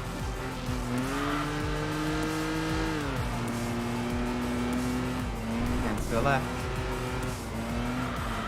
The early sections out of back and forth corners. Or a bunch of third or second gear corners, depending on what kind of car you're in. All kind of rolling one into the next. Very easy to kind of begin establishing a flow of the course. And then that flow immediately gets interrupted as you go into a high-speed section. Very, very fast over the bridge. Uphill a little. If your car's fast enough, you get a little bit of air time here at the Flats corner. Flats. A little bit to the right. Back again to the left. Slow, subtle curve to the left. Full throttle is still pretty much a straight. About as close as a straight you can get out actually being a straight. Over the crest, you gotta watch yourself coming up here because you just want to get a little bit of tap of the brakes right at that signpost. Downshift the gear, get the car nice and turned in. Now heavy on the brakes. Gradually ease off as you get the car turned in. And back on another high speed section.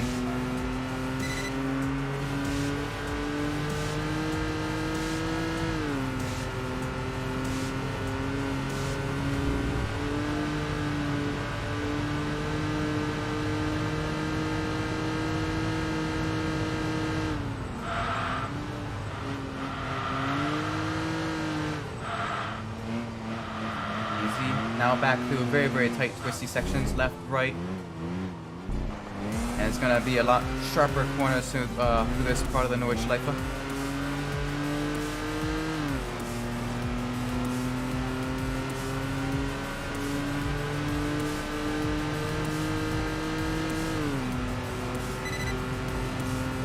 We've got this. We're actually very far into the lead as well. I'm quite impressed by the fact that we're managing to win a race at the Nordschleife in a minivan.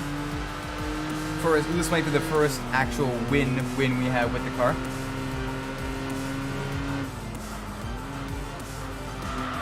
We're channeling our inner Sabine Schmitz.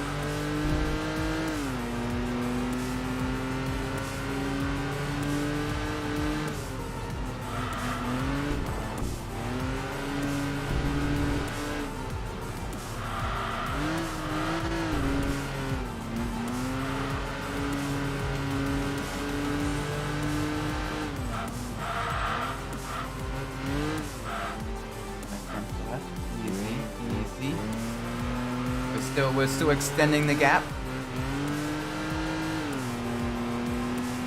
in our minivan.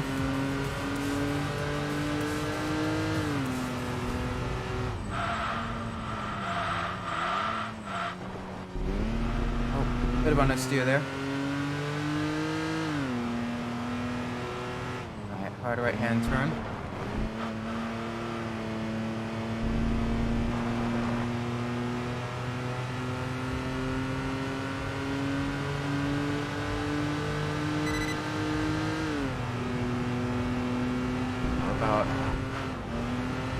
Probably a little bit less than halfway through the lap.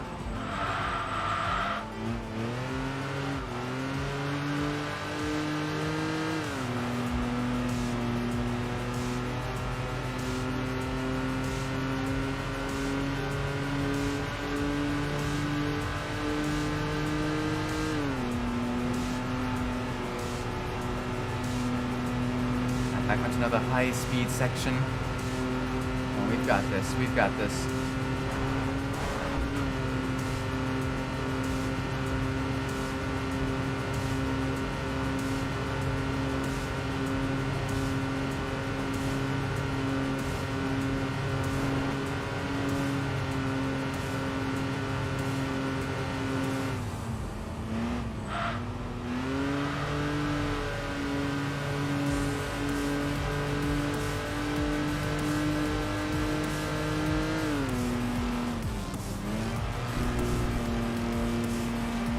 Good, there we go. Now I'm back into very, very tight, twisty corners up until the final very, very long high-speed section. But these corners, they all kind of very much flow into one another. A lot of ups and downs and undulating corners. This part, all the time for the final license test in Gran Turismo 4. After doing it so many times, this part just kind of becomes a bit of a blur after the carousel, where every corner just kind of becomes just another ribbon of tarmac. If I ever do another playthrough of GT4, if I do that on stream, oh gosh, trying to redo those license tests is going to be a killer. And Mission 34. That's why I'm a little bit hesitant to start playing through the Gran Turismo series. Because I know eventually I'm going to have to deal with Mission 34 and license test S16. 16? 18? I think it's S16.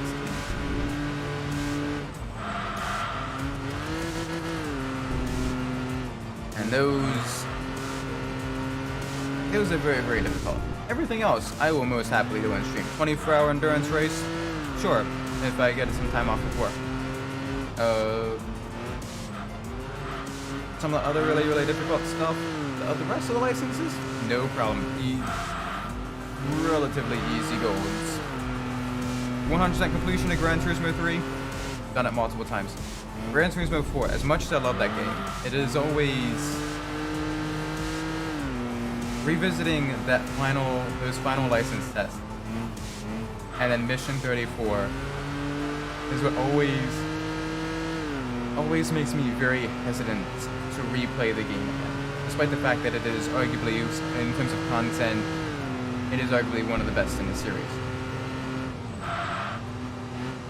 Just because everything feels so complete. But it is also probably one of the hardest games in the series. That one might be a toss-up between 4 and 5. 5 is partially hard because you got to deal with all the B-spec events, and you got to deal with the Red Bull challenge, and then you got to level up your character enough to be able to actually enter the events needed to get 100% completion, which turns more so into a grind than skill difficulty. Granted, Gran Turismo 1, 2, and 5 are the only Gran Turismos I have not 100% completed. 1, because, well, I've never actually played 1. Because, well, with the rest of the PS1 games, 2 is just so much a superior game, and its age is a little bit better than 1, I think. 1 has not aged all that gracefully. 2's aged decently well enough. 2 I have not 100% completed because it is technically impossible to 100% complete 2. I had the unpatched version. And then 5 because leveling yourself up to level 40 took forever, and I kind of got fed up with that a little bit. So yeah, those, and I guess 7 as well. I haven't 100% completed 7, but that's because I don't like 7.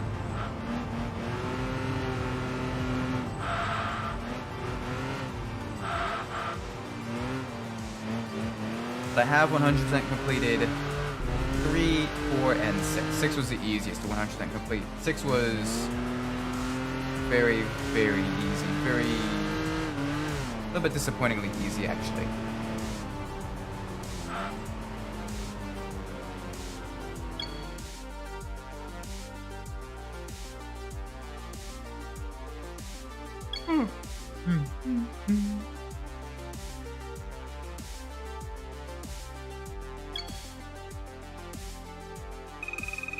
And let's see what we're able to unlock.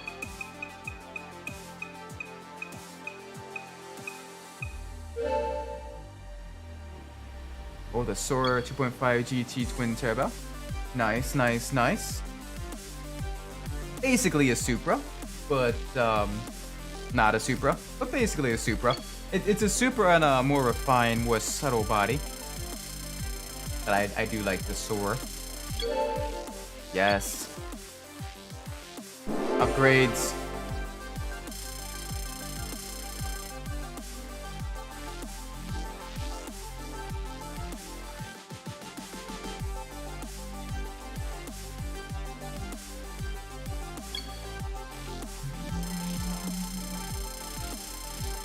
Lots of points as well.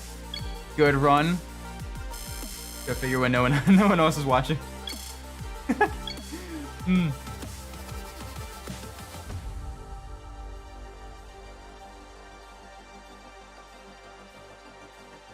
Alright, let's join a race. Level up our vehicle to level 10. Aha, Mirage. Yeah, no. We have no chance. We have no chance of being able to win that. A wing soaring challenge.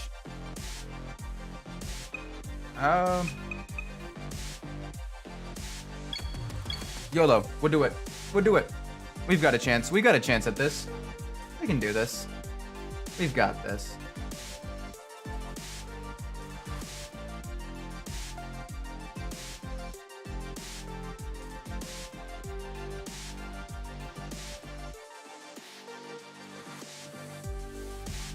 Alright, let's do it.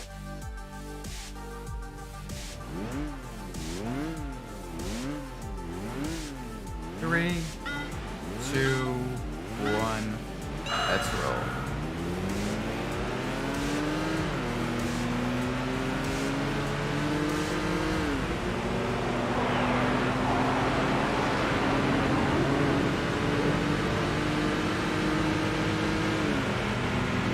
boy.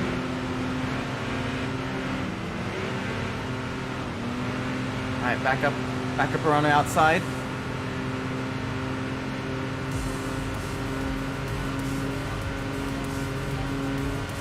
Nice and easy, smooth through here.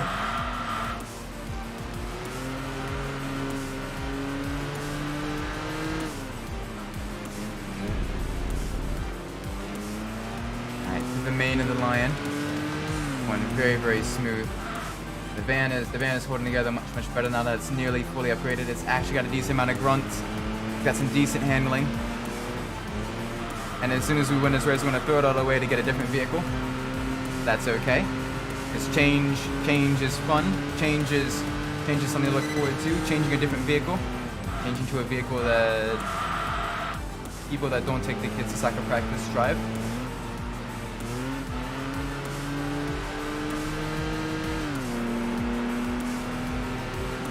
We are the ultimate soccer mom right now. In the ultimate soccer mobile.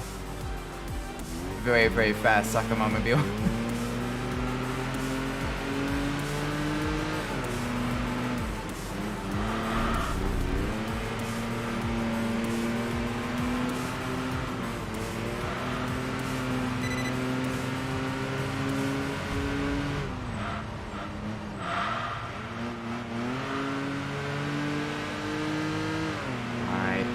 On the belly of the Lion, onto the back legs. That ASL behind us is being very, very racy. Granted, it is a very, very lightweight car powered by a Nissan inline 4-cylinder engine. Produces about 200 horsepower, but it is light as a feather. Very, very fast car. Never actually seen one of those ASLs in person. Granted, they were producing very, very low numbers, and in Japan. I think in Japan only. Very, very cool car.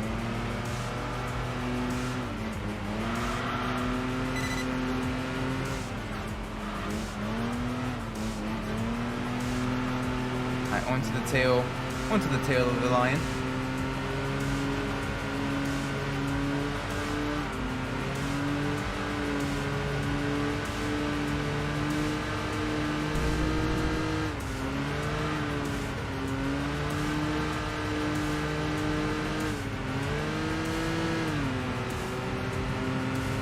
Alright, get backwards, Radion. Nice and easy through here. There we go. Very good, very good. Full speed ahead.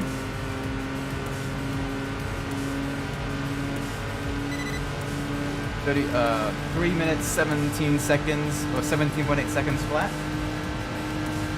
Very good. One more lap. Let's do it. Let's do it.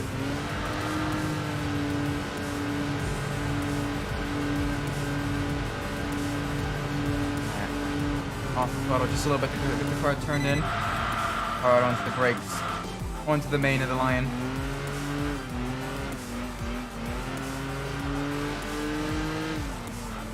And this one car going very, very slowly on track.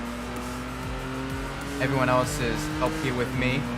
You have one car way back there. I go back wherever that is. But it's not us, so it can't be too bad.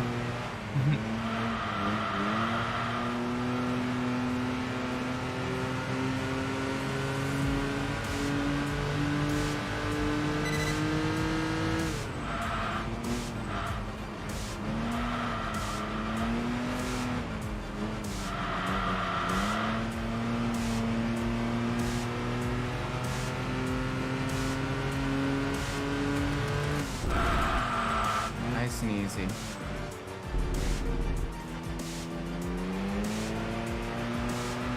Nice and easy.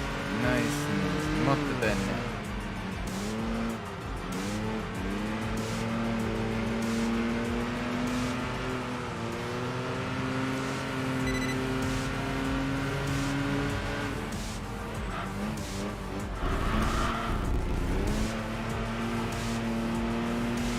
Molto bene.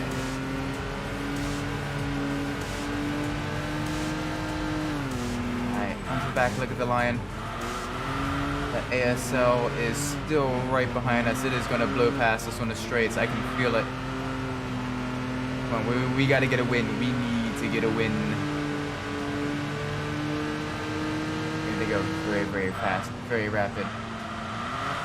Rapid van.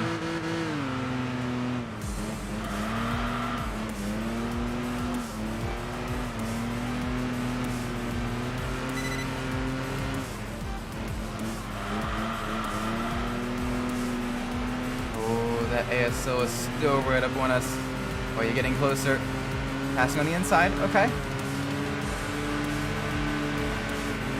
Let's see if you can make it stick. Probably. He weighs much, much lighter than us. Very, very lightweight car. Very agile car. And still more powerful than us as well. We fought violently. Carry more. Can we carry more speed through the backwards Radion? Almost. We're on the slipstream. We are in the slipstream, but it is not going to be enough.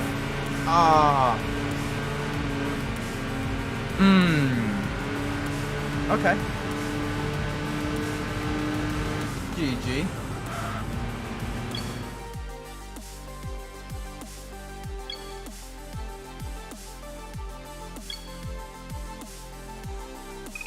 Alright, let's see what car we're able to get. If we get a car, come on, let's finish out the stream well. Yes, the Sylvia spec car. I will take that. That is very, very nice. Sporty car. 250 horsepower, inline 4-cylinder engine, turbocharged. Very nice. We need a new Sylvia. Yes. The van is leveled up. The van is leveled up. Max power van. A lot of points as well. That is very good. now that we're almost done with the van, of course, now it's rewarding us for our patience.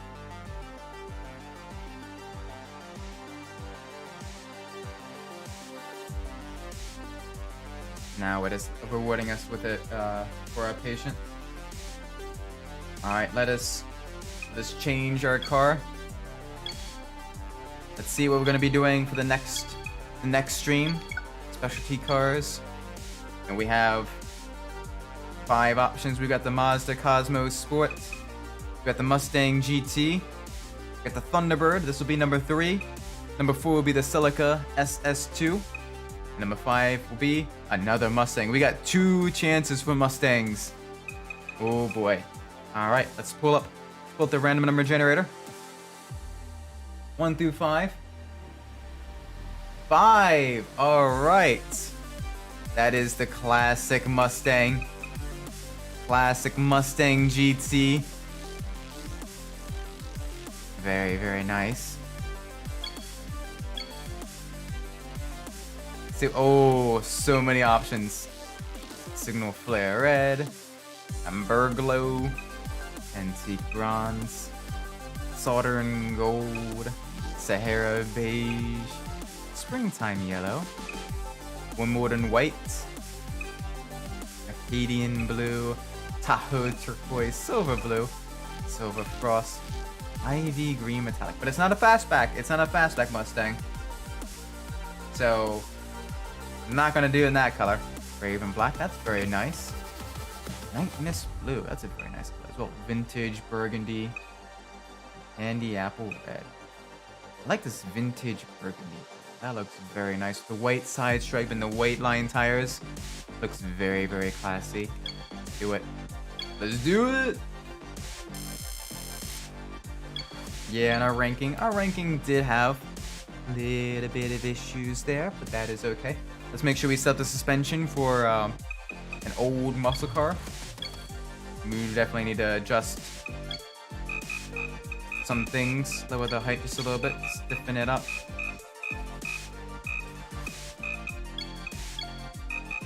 Stiffen it up just a little bit.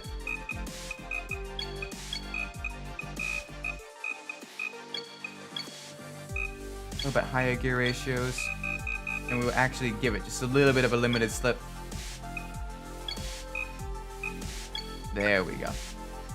That should be good. Very, very nice. And with that being said, this is probably going to be where we're ending the stream, with it being 11:30 at night. It is getting pretty late. I do have work in the morning. So thank you all so much for watching. I do appreciate it. All of you that stopped by.